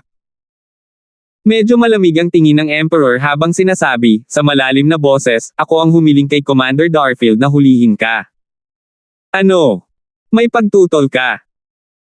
Tumingin ang ika-5 prinsipe sa Emperor habang nagtanong, Imperial Father, iniisip ko kung ano ang nagawa kong mali. What you've done. You're clear of it in your heart. Could it be that you want me to personally tell you? Ang mukha ng emperador ay lumubog, at ang kanyang mga mata ay nagpakita ng isang pakiramdam ng kalungkutan. Imperial Father, hindi ka dapat makinig sa mapanirang usapan ng masamang tao na iyon. Itong si Alvin at ako ay may mga personal na hinanakit. Binibalangkas niya ako. Nagmamadaling sabi ng 5th Prince. Pag-frame. Ngumisi ang Emperor. Do you really think I'm a self-indulgent ruler? I'd once suspected you, but then I thought that you're my own son after all, kaya kinumbinsi ko ang sarili ko at hindi na ako naghinala pa. Pero sa hindi inaasahan, ngayong nabunyag na ang katotohanan, ikaw pala talaga. My own good son. Imperial Father, hindi ko alam ang sinasabi mo. Nagkunwaring nalilito ang 5th Prince. Nang lumubog ang mukha ng emperador at galit na galit niyang sawayin ang ikalimang prinsipe, isang mahinahong boses ang narinig mula sa labas ng silid ng trono. Cedric! Maya-maya, dahan-daang pumasok ang isang lalaking nasa katanghaliang gulang na nakasuot ng puti. Mukhang mabagal ang kanyang bilis, ngunit sa isang kisap mata, nakarating na siya sa loob ng audience hall. Samantala, may sumunod naman sa likod niya. Ito ay tiyak ang maputing kilay na matanda mula sa ari-arian ng Fifth Prince. Kamahalan ng Mortal Emperor. Saglit, tumingin sina Noel at Travis sa taong dumating at bahagyang yumoko. Tumaas ang kilay ni Alvin. Mortal Emperor. Siya ang Mortal Emperor Chu. Ang kakilakilabot na Void Stage powerhouse ng Imperial Family. Ikaapat na Imperial Brother. Bahagyang lumuwag ang galit na mga ekspresyon ng Emperor nang mapansin niya ang pagdating ni Mortal Emperor Chu. Bakit ka naparito? Imperial Brother, narinig kong gusto mong parusahan si Cedric. Ang Mortal Emperor Chu ay tumingin sa Emperor na may isang pares ng kalmadong mga mata na kumikislap na may matinding layuning pumatay. Ngunit nahuli ito ni Alvin. Bumilis ang tibok ng puso ni Alvin dahil bigla niyang naramdaman na ang pagdating ng Mortal Emperor Chu ay malamang na hindi ganoon kasimple. Huminga ng malalim ang Emperor at sinabi, na may nagmamadaling tono, ikaapat na kapatid na Imperial, may isang bagay na hindi mo alam. Ang hindi karapat-dapat na anak na ito ay talagang nang-ahas na lasunin ako, ang kanyang ama. Sabihin mo sa akin, ang isang hindi karapat-dapat na anak na tulad nito ay karapat-dapat sa kamatayan. Siya ay walang kapantay na nabalisa. Anak hindi karapat-dapat. Tumaas ang marangal na kilay ng Mortal Emperor Chu habang walang pakialam na sinabi niya, kung gayon kung hindi siya anak ni Imperial Brother. Fourth Imperial Brother, ano ang ibig mong sabihin dito? Bahagyang nalungkot ang mukha ng Emperor habang ang kanyang mabangis na tingin ay bumaba kay Mortal Emperor Chu. Cedric, sabihin mo sa kanya. Tiningnan ni Mortal Emperor Chu ang Emperor na may kalmadong tingin habang nagsasalita ito ng walang pakialam. Samantala, ang Fifth Prince, Cedric, ay direktang tumayo at magalang na yumuko kay Mortal Emperor Chu. Oo, Imperial Father. Katahimikan. Kasabay ng boses ni Cedric, ang buong eksena ay tahimik. Tinawag ng ikalimang prinsipe si Mortal Emperor Chu bilang Imperial Father. Ito. Ano ba talaga ang nangyayari? Bukod kina Alvin at Jack, na mananatiling kalmado pa rin, nagbago ang mga mukha ng ibang taong naroroon. 228. Tulad ng inaasahan. Nakatutok ang mga mata ni Alvin nang bigla siyang naunawaan. Nang lumitaw si Mortal Emperor Chu, napansin ni Alvin na medyo madilim ang kapaligiran. Una, tila labis na hindi nasisiyahan si Mortal Emperor Chu sa Emperor. Pangalawa, ang Fifth Prince Cedric Chu, na orihinal na lumuhad doon para humingi ng tawad, ay nakahinga ng maluwag nang lumitaw ang Mortal Emperor Chu. Para bang nakita niya ang kanyang tagapagligtas. Gayunpaman, kahit noon pa man, hindi akalain ni Alvin na ang relasyon sa pagitan ng Fifth Prince at Mortal Emperor Chu ay sa mag-ama. Hindi ba iyon nangangahulugan na ang ikalimang prinsipe na ito ay ipinanganak sa pangangalunya sa pagitan ni Mortal Emperor Chu at ng babae ng emperador? Ito. Ang bagay ay tila medyo komplikado. Kayong dalawa. Nagalit ang Emperor hanggang sa humigpit ang kanyang mga pupil, at itinuro niya ng kanyang daliri ang Mortal Emperor Chu at Cedric at hindi na siya makahinga. Imperial Brother, hindi alam ni Cedric ang gamot. Ang laso na nahawaan niya sa iyo ay mula sa isang medicinal formula na ibinigay ko sa kanya. Tiningnan ni Mortal Emperor Chu ang Emperor na may kalmadong tingin, na para bang walang kabuluhan ang sinasabi niya. Nitong mga taon, binantayan ko ang Imperial Family at wala nang ibang pag-asa maliban sa makitang umakyat sa trono ang nag-iisang anak ko. Ngunit sa kasamaang palad, Imperial Brother, masyado kang sakam sa kapangyarihan, at lagpas 60 na ka na pero ayaw pa ring isuko ang iyong trono. Nag-iisang anak. Ang sinabi ni Mortal Emperor Chu ang naging dahilan ng pagmutla ng mukha ng Emperor. Ang bastos na ito ay ipinanganak sa iyo at ang BH na iyon. Naramdaman lamang ng Emperor ang malungkot na pakiramdam sa kanyang dibdib nang isipin niya kung paano siya nagsuot ng berdeng sombrero, isa sa lahat ng mga taon na ito. Matandang kambing, huwag mong bastyusin ang aking ina. Malamig na winalis ni Cedric ang Emperor gamit ang kanyang tingin. Dahil umabot na sa ganito, hindi na niya itinago. Haha. Ha. Humagalpak ng tawa ang Emperor, tumawa ng baliw.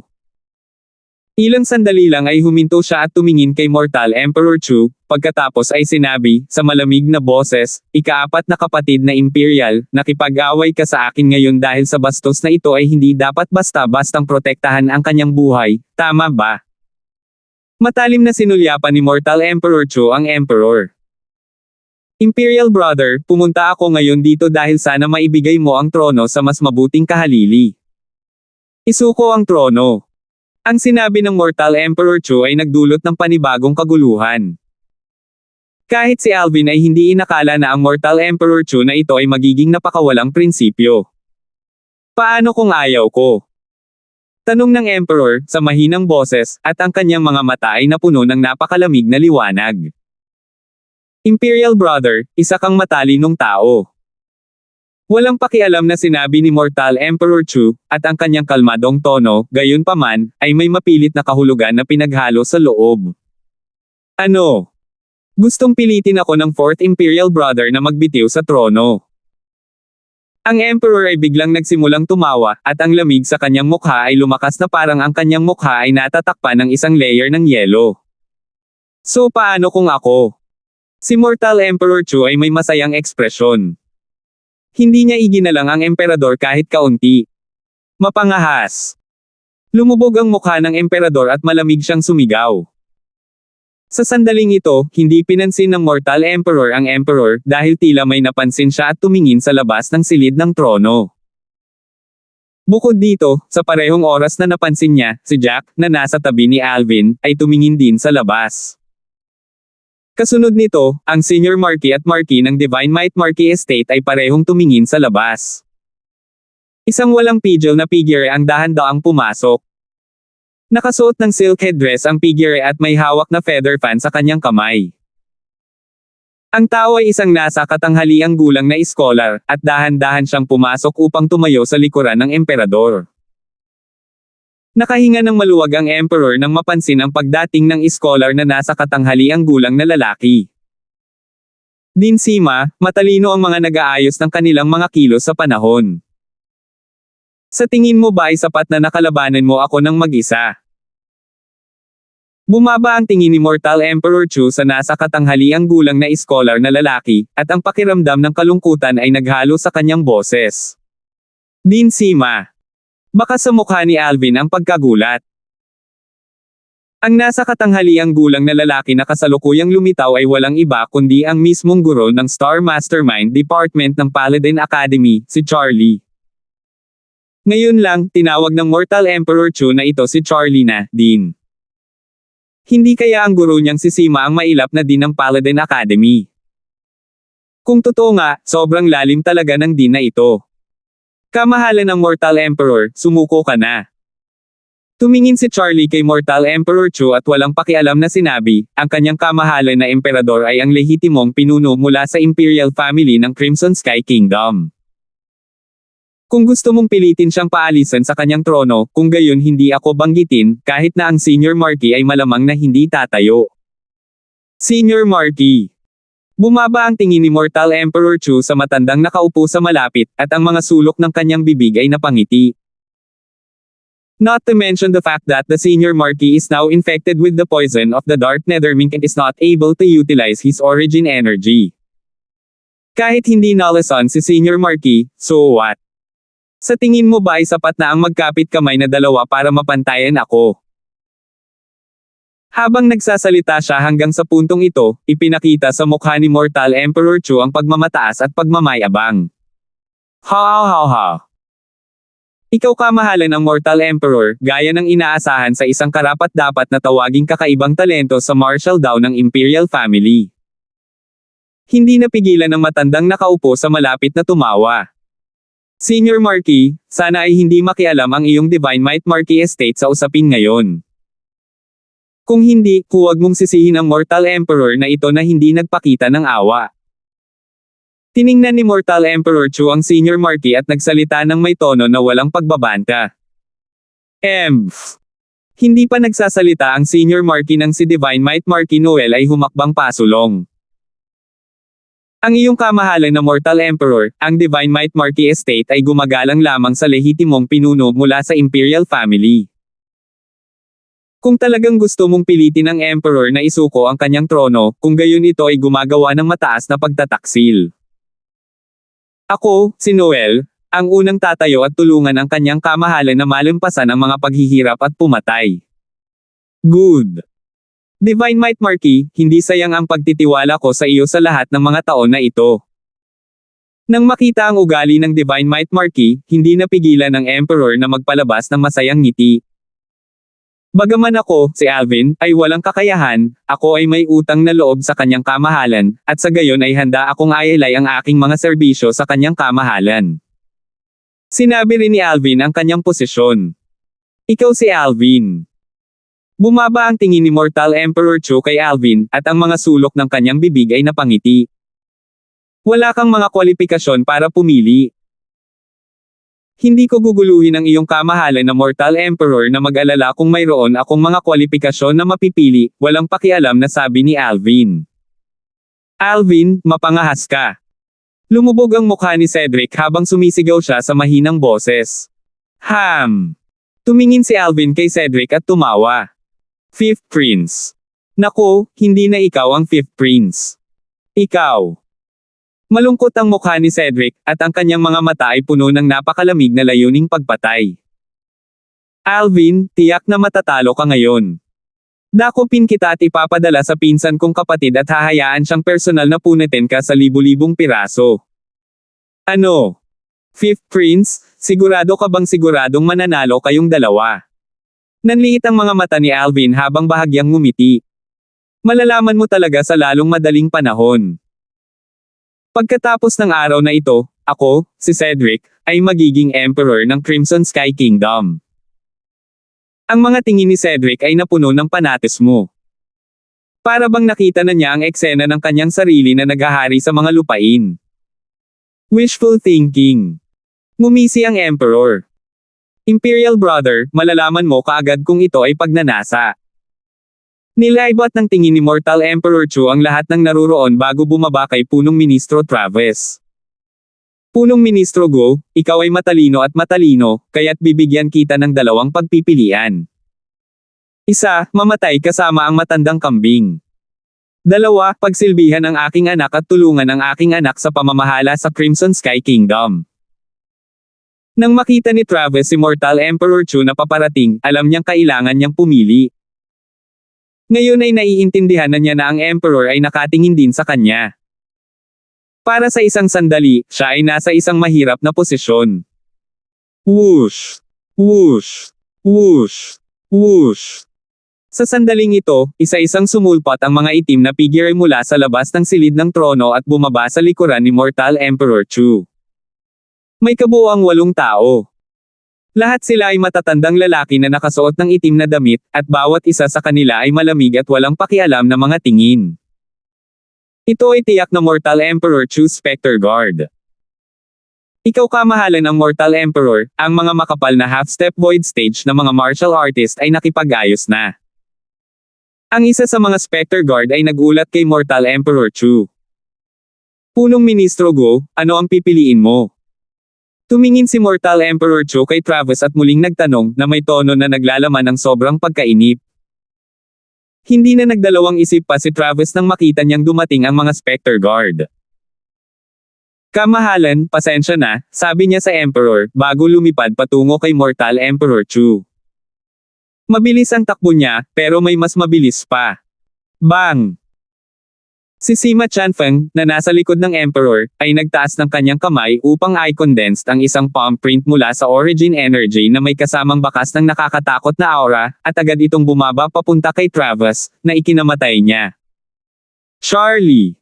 Lumubog ang mukha ni Mortal Emperor Chu. Ang puting damit sa kanyang katawan ay lumipad ng walang hangin, at ang kanyang mahabang buhok ay kumakaway. Siya ay lubos na nagalit. Whoosh! Gumalaw si Charlie upang dumiretso patungo kay Mortal Emperor Chu na may kahangahangang paraan na maaaring tumago sa kalangitan. Sa itaas ng Charlie, 3,000 sinaunang mammoth silhouettes ang nabuo at inilipat ng may napakalaking puwersa. Ikalawang antas ng Void Pryang Stage. Nagulat si Alvin dahil hindi niya akalain na magiging ganito kalakas ang lakas ng bearong ito na si Sima. Baka sa mukha ni Mortal Emperor Chu ang paghamak ng harapin si Charlie na kumikislap. Pagkatapos ay bahagyang nanginginig ang kanyang katawan at 4.000 sinaunang mammoth silhouettes ang namuo sa itaas niya. Ikatlong antas ng Void Pryang Stage. Nanliit ang mga mag-aaral ni Alvin nang makita niya ang eksenang ito. Karapat-dapat na kilalanin sa publiko bilang ang pinakamalakas na Void Pryang Stage powerhouse sa Crimson Sky Kingdom, itong Mortal Emperor Chu ay talagang isang third level na Void Pryang Stage powerhouse. Din Sima, darating ang matandang ito para tulungan ka. Ang matandang lalaki na nakaupo sa gilid mula pa noong una ay nagpahayag ng kanyang ikalawang antas ng paglilinang ng Void Pryang Stage. Pare, mag-ingat ka. Gumalaw ang katawan ni Noel at pumasok sa labanan. Sa itaas niya, 2,000 sinaunang mammoth ang namuo. Malinaw, nakapasok na si Noel sa unang antas ng Void Pryang Stage. Sa loob ng ilang panahon, yumanig ang lupa at umugoy ang mga burol sa loob ng silid ng trono. Ang bilis kung saan ang apat na Void Pryang Stage powerhouses ay lumaban sa dahilan upang makita ng isa ang mga bagay sa isang malabo at lubos na hindi makita ito ng malinaw. Kahit kaunti ay hindi ito nakikita ni Alvin ng malinaw. Ang tanging naunawaan niya ay na kahit 3 laban sa isa, may kalamangan pa rin si Mortal Emperor Chu. Senior Marquis, mukhang gumaling na ang laso ng Dark Nether Mink mo. Noel, hindi ko talaga akalain na aakyat ka sa Void Pryang Stage. May halong pagtataka ang boses ni Mortal Emperor Chu.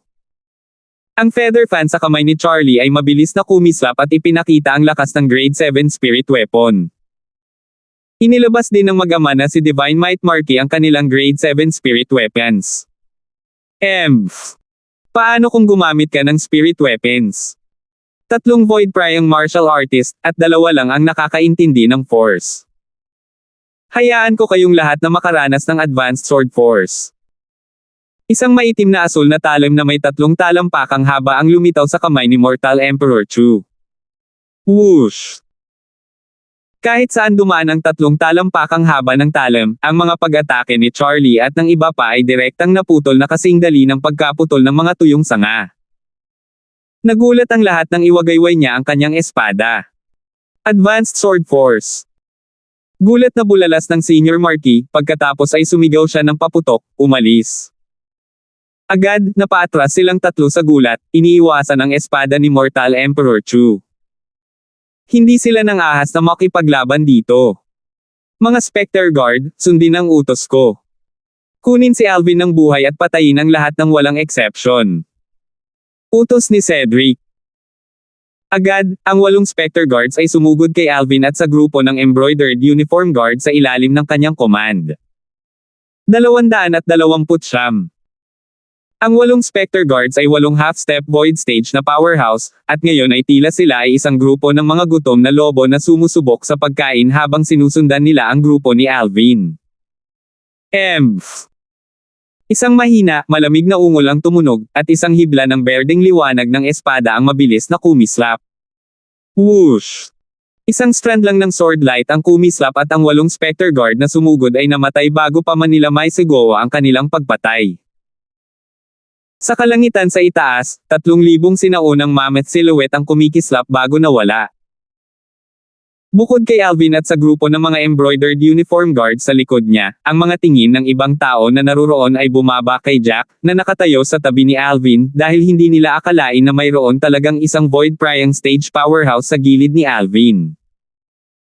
Bukod dito, ito ay isang pangalawang antas ng Void Pryang Stage powerhouse. 3 second level na Void Pryang Martial Artist at isang first level na Void Pryang Martial Artist. Napakagaling, kayong lahat, sabay-sabay kayong lumapit sa akin. Humagalpak ng tawa si Mortal Emperor Chu, at ang kanyang tono ay napuno ng dominanteng kahulugan. I'm more than enough para patayin ka. Ang boses ni Jack ay may bahid ng katahimikan sa loob. Nag-walkout siya sa malalaking hakbang na parang nagte-teleport at agad na nagpakita malapit sa Mortal Emperor Chu. Isang second level na void prying martial artist na tulad mo. Ngumisi si Mortal Emperor Chu, at ang madilim na asol na grade 7 na spirit sword sa kanyang kamay ay kumislap upang tumagos patungo kay Jack. Ang espada ay nagbunga ng isang pagsabog ng nakakabingi at matatalim na tunog ng pagsipol. Umaasa sa pagpapalakas ng grade 7 spirit sword, ang 4,000 sinaunang mammoth silhouette sa itaas ng Mortal Emperor Chu ay agad na tumaas sa humigit kumulang 5,100 sinaunang mammoth. Hindi lang ito. Kasabay ng pagdaragdag ng isang strand ng isang misteryoso at malalim na aura sa kanyang 3 talampakang haba ng talam, ang mga sinaunang mammoth na silhouette sa kanyang katawan ay tumaas ng isa pang 500 o higit pa. Ang Mortal Emperor Chu, nang ibigay ang kanyang buong lakas, ay may kakayahang maglabas ng humigit kumulang 5,600 sinaunang mammoth silhouette mula sa pagguhit sa enerhiya ng langit at lupa. Isang nakakagulat na lakas. Bukod sa spirit weapon, isang karagdagan ng isa pang lakas ng mahigit 500 sinaunang mammoth. Ang mga alaala ng Rebirth Martial Emperor ay nag-flash sa isip ni Alvin. Bigla siyang naunawaan at alam niya na ang pagdagdag ni Mortal Emperor Chu ng isa pang lakas na 500 sa mga sinaunang mammoth ay lakas na nakuha niya mula sa half-step advanced sword force. Ang puwersa ay isang bagay na tanging isang pag-iral sa void prying stage o sa itaas ang may kakayahang makipag-ugnayan. Kabilang dito, ang elementarya na pag-unawa sa force ay nagbibigay ng karagdagan sa lakas ng 200 sinaunang mammoth. Ang half-step advanced force ay nagbibigay ng karagdagan sa lakas ng 500 sinaunang mammoth. Tungkol naman sa advanced force. Whoosh! Gumalaw din si Jack, sumipol ng espada. Siya ay walang takot nang harapin ang buong puwersang pag-atake ni Mortal Emperor Chu, na sinamahan ng pagbitay sa half-step advanced sword force ni Mortal Emperor Chu.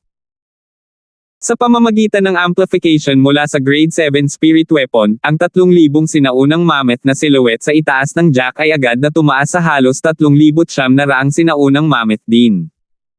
Om! At sa sandaling ito, isang strand ng aura na mas mahiwaga at kakilakilabot kaysa sa aura sa espada ni Mortal Emperor Chu ay tumalon mula sa 3 talampakang haba na talam sa kamay ni Jack. Kaagad, ang bilang ng mga sinaunang mammoth na silhouette sa itaas ng Jack ay tumaas ng 1,200. Sa buong lakas, si Jack ay sumabog sa lakas ng halos 5,900 sinaunang mammoth. Advanced Sword Force. Puno ng kumpiyansa si Mortal Emperor Chu, ngunit nang mapansin niya ang nakakatakot na aura sa espada ni Jack at makita ang halos 5,900 sinaunang mammoth silhouette na lumabas mula sa itaas ni Jack, pumuti ang kanyang mukha.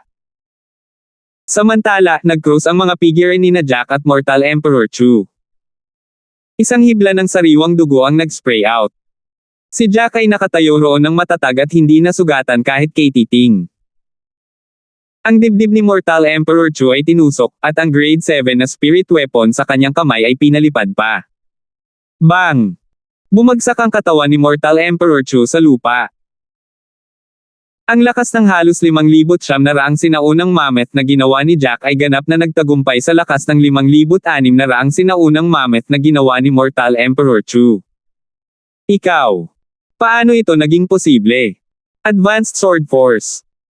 Nagpumigla si Mortal Emperor Chu habang nakatitig kay Jack na puno ng hindi makapaniwala ang mukha dahil ayaw niyang maniwala na totoo ang lahat ng nangyari.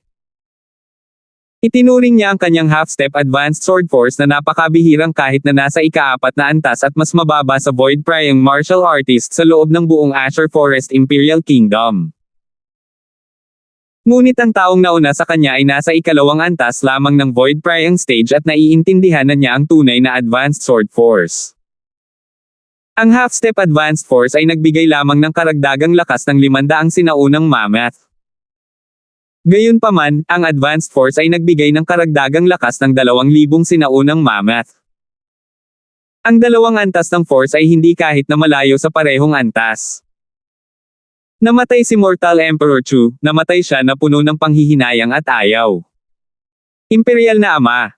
Napasigaw si Cedric Chu sa dalamhati. Bumukas ng husto ang kanyang mga pupil at bahagyang nanginag ang kanyang katawan. Ayaw niyang maniwala na totoo ang lahat ng ito. Sa sandaling ito, pakiramdam niya ay parang gumuho ang langit. Ang landas sa harap niya ay naging mapurol at walang ilaw. Tanging ang tunog ng malungkot na bulalas ni Cedric ang nananatili sa loob ng silid ng trono, bukod kay Alvin, ang mga tingin ng lahat ay bumaba kay Jack. Pagkaraan ng mahabang panahon. Maaari bang magtanong, wala ba sa antas ng Advanced Sword Force ang Sword Force ni Mortal Emperor Chu? Tumingin si Charlie kay Jack. Sa halip ay natatakot siya sa ekspertong ito na maaaring pumatay kay Mortal Emperor Chu sa isang atake ng espada. Siyempre hindi. Sinulyapan ni Jack si Charlie na may kalmadong tingin at dahan-daang sinabi, ang kanyang Sword Force ay nasa antas lamang ng Half-Step Advanced Force. Bagaman ang Half-Step Advanced Force at Advanced Force ay pinaghihiwalay lamang ng isang antas, ang pagkakaiba ay parang pagkakaiba sa pagitan ng langit at lupa. Ang Sword Force na pinaandar ko kanina ay ang tunay na Advanced Sword Force. Tumango si Charlie at naliwanagan. Ang pagkakaiba ay talagang tulad ng pagkakaiba sa pagitan ng langit at lupa. Isang pagkakaiba ng buong lakas ng 1,500 sinaunang mammoth. Ito ang lakas ng Void Stage. Bagamat ang lahat ng ito ay wala sa mga alaala ng Rebirth Martial Emperor, bahagyang nasa sabik pa rin si Alvin sa kanyang puso, at isang bakas ng pananabik ang nahayag sa kanyang mga mata. Imperial na ama. Na si Cedric na ngayon ay nakapatong ang kanyang ulo sa katawan ni Mortal Emperor Chu na may malungkot na ekspresyon. Lumakad si Alvin ng may malalaking hakbang. Hindi niya pinansin si Cedric, na umatras dahil sa takot, at direktang itinago ang Spatial Ring at Grade 7 na Spirit Weapon sa katawan ni Mortal Emperor Chu, pagkatapos ay inalis niya ang Spatial Rings ng 8 Spectre Guards. Matapos ilagay ang lahat ng mga samsam sa labanan sa kanyang Spatial Ring, tumawa si Alvin at tumingin kay Charlie at sa Emperor. Guru Sima, ang iyong kamahalan, pareho kayong hindi iniisip na pinapanatili ko ang mga nasamsam na ito, di ba? Umiling si Charlie at galit na sinabi, anak, inilagay mo na ang lahat ng ito. Masasabi ba nating wala tayong silbi? Nahihiyang tumawa si Alvin. Ang mga samsam na ito ay lahat mula sa kontribusyon ng ekspertong ito sa tabi mo, kaya dapat ay sa iyo ito. Matapos makabawi ang Emperor mula sa kanyang pagkagulat, ang kanyang tingin ay kumikislap na may nakasisilaw na liwanag at hindi umalis sa paligid ni Jack. Pagkatapos lamang ng malamig na buntong hininga ni Jack at tanggayan ang Emperor sa kanyang malamig na tingin ay binawi ng Emperor ang kanyang tingin. Bahagya siyang napahiya. Commander Darfield, naiinggit talaga ako sa iyo, na may ganong ekspertong sumusunod sa iyong tabi. Tumingin ang Emperor kay Alvin at bahagyang ngumiti. Masyado namang mabait ang kamahalan. I wonder, how should we deal with these two people? Bumaba ang tingin ni Alvin kay Cedric, na may malungkot na ekspresyon, at ang maputing kilay na matanda, na may nakamamatay na maputlang mukha. Whoosh! Sa halos eksaktong sandali na matapos magsalita si Alvin, gumalaw ang emperador. Sa isang kisap mata, si Cedric at ang maputing kilay ay pinatay ng Emperor gamit ang kanyang sariling 2 kamay. Naghihigpit ang mga mag-aaral ni Alvin dahil hindi niya akalain na ang Emperor ay talagang nabubuhay sa half-step void stage. Nagningning ang tingin ni Alvin nang makita niyang bumalik sa trono ang Emperor, at ang kanyang nagniningning na tingin ay bumaba kay Cedric at sa spatial rings ng matanda na may puting kilay. Kamahalan, kanilang. Kunin mo sila. Umiling ang Emperor. Commander Darfield, kailangan mo ba ng pera? Matapos alisin ni Alvin ang spatial rings ni Cedric at ang maputing kilay na matanda, tumango siya at sinabing, oo, sobra. Tumango ang Emperor, at kumislap ang kanyang tingin bago dahan-daang sinabi, Commander Darfield, ang bagay ngayon ay dahil sa iyong kontribusyon. Kung wala ka, ako, itong Emperador, ay maaaring wala na. Bibigyan kita ng 10 milyong ginto, paano? 10 milyong ginto. Naging nagmamadali ang paghinga ni Alvin. Ang 10 milyong ginto ay katumbas ng 1 bilyong pilak. Salamat, kamahalan. Nagmamadaling nagpasalamat si Alvin. Anak, money grabber ka talaga. Umiling si Senior Marky at tumawa. Paminsan-minsan ay lumilipis ang kanyang tingin kay Jack, dahil labis siyang nagulat na si Alvin ay may napakabigat na pag-iral sa kanyang tabi. Bagamat walang sinabi si Noel, nabigla rin siya. Sayang. Biglang napabuntong hininga ang Emperor. Mula sa pangyayari ngayon, sa wakas ay natanto ko na oras na para isuko ko ang trono. Senior Marky? Dean Sima? Divine Might Marky? Sino sa tingin mo ang dapat kong payagan na magmana ng utos ng Imperial Family at maging bagong Emperor ng Crimson Sky Kingdom? Kamahalan, ito ay isang bagay na mas mabuting magpasya sa iyong sarili, nagmamadaling sabi ni Charlie. Ito ay eksakto sa sinabi ni Dean Sima. Kung ang iyong kamahalan ay talagang hindi sigurado kung kanino ibibigay ang trono, kung gayon ang iyong kamahalan ay maaaring subukan ang mga prinsipe. Ang taong makapasa sa pagsusulit ay magmamana ng utos ng Imperial Family, dahan-daang sabi ng Senior Marky. Kahit sino ang magmamana ng trono, tiyak na handang mamatay si Noel para sa kanya. Sinabi ni Noel ang kanyang posisyon. Divine Might Marky, hindi kita binati sa matagumpay mong paglusot sa Void Prying Stage. Nako, iniisip ko kung makakalusot pa ako sa Void Prying Stage sa buong buhay ko. Pagkatapos kong isuko ang trono, dapat kong pag-aralan ng maayos ang martial daw. Pagkatapos ng insidente ngayon, ang emperador ay tila bigla na lang naliwanagan at nakayanan ang maraming bagay. Hindi nagtagal, umalis ang grupo ni Alvin. Teacher Sima, hindi ko akalain na magiging dean ka talaga ng Paladin Academy. Pagkatapos umalis sa silid ng trono, tumingin si Alvin kay Charlie na may emosyonal na ekspresyon. Sa ganang kanya, si Charlie ay dapat na ang nakatagong ika-4 na Void Stage powerhouse sa loob ng Crimson Sky Kingdom. Para naman kay Divine Might Marky Noel, kamakailan lang siya nakalusot. Hindi ko akalain na mayroon kang ganoong kakilakilabot na pag-iral sa tabi mo. Ngayon, kung hindi dahil sa kanya, kahit na ako, ang Senior Marky, at ang Divine Might Marky ay magkapit-bisig, mahirap pa ring supulan si Mortal Emperor Chu. Sumulyap si Charlie kay Jack, na nasa tabi ni Alvin, at emosyonal na bumantong hininga. Si Little Alvin, siya ba? Sinulyapan ni Noel si Jack, at tinanong si Alvin ng may pagtataka. Hindi pa nagsasalita si Alvin nang unang magsalita si Jack. Ako ay lingkod ng Young Master. Lingkod. Si Noel, Charlie, at ang Senior Marky ay natulala nang marinig nila ang sinabi ni Jack. Ang ekspertong ito sa ikalawang antas ng Void Prying Stage na nakakaunawa sa Advanced Sword Force at nagawang talunin ang isang pag-iral sa ikatlong yugto ng Void Prying Stage ay talagang tinawag ang kanyang sarili na lingkod ni Alvin.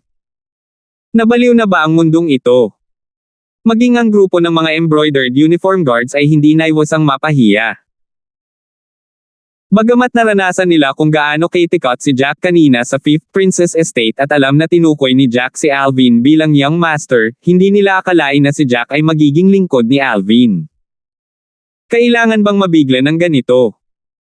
Tiningnan ni Alvin ang mga ekspresyon ng grupo ng mga taong naruroon at hinimas ang kanyang ilong. Naging dahilan ito para hindi sila makapagsalita.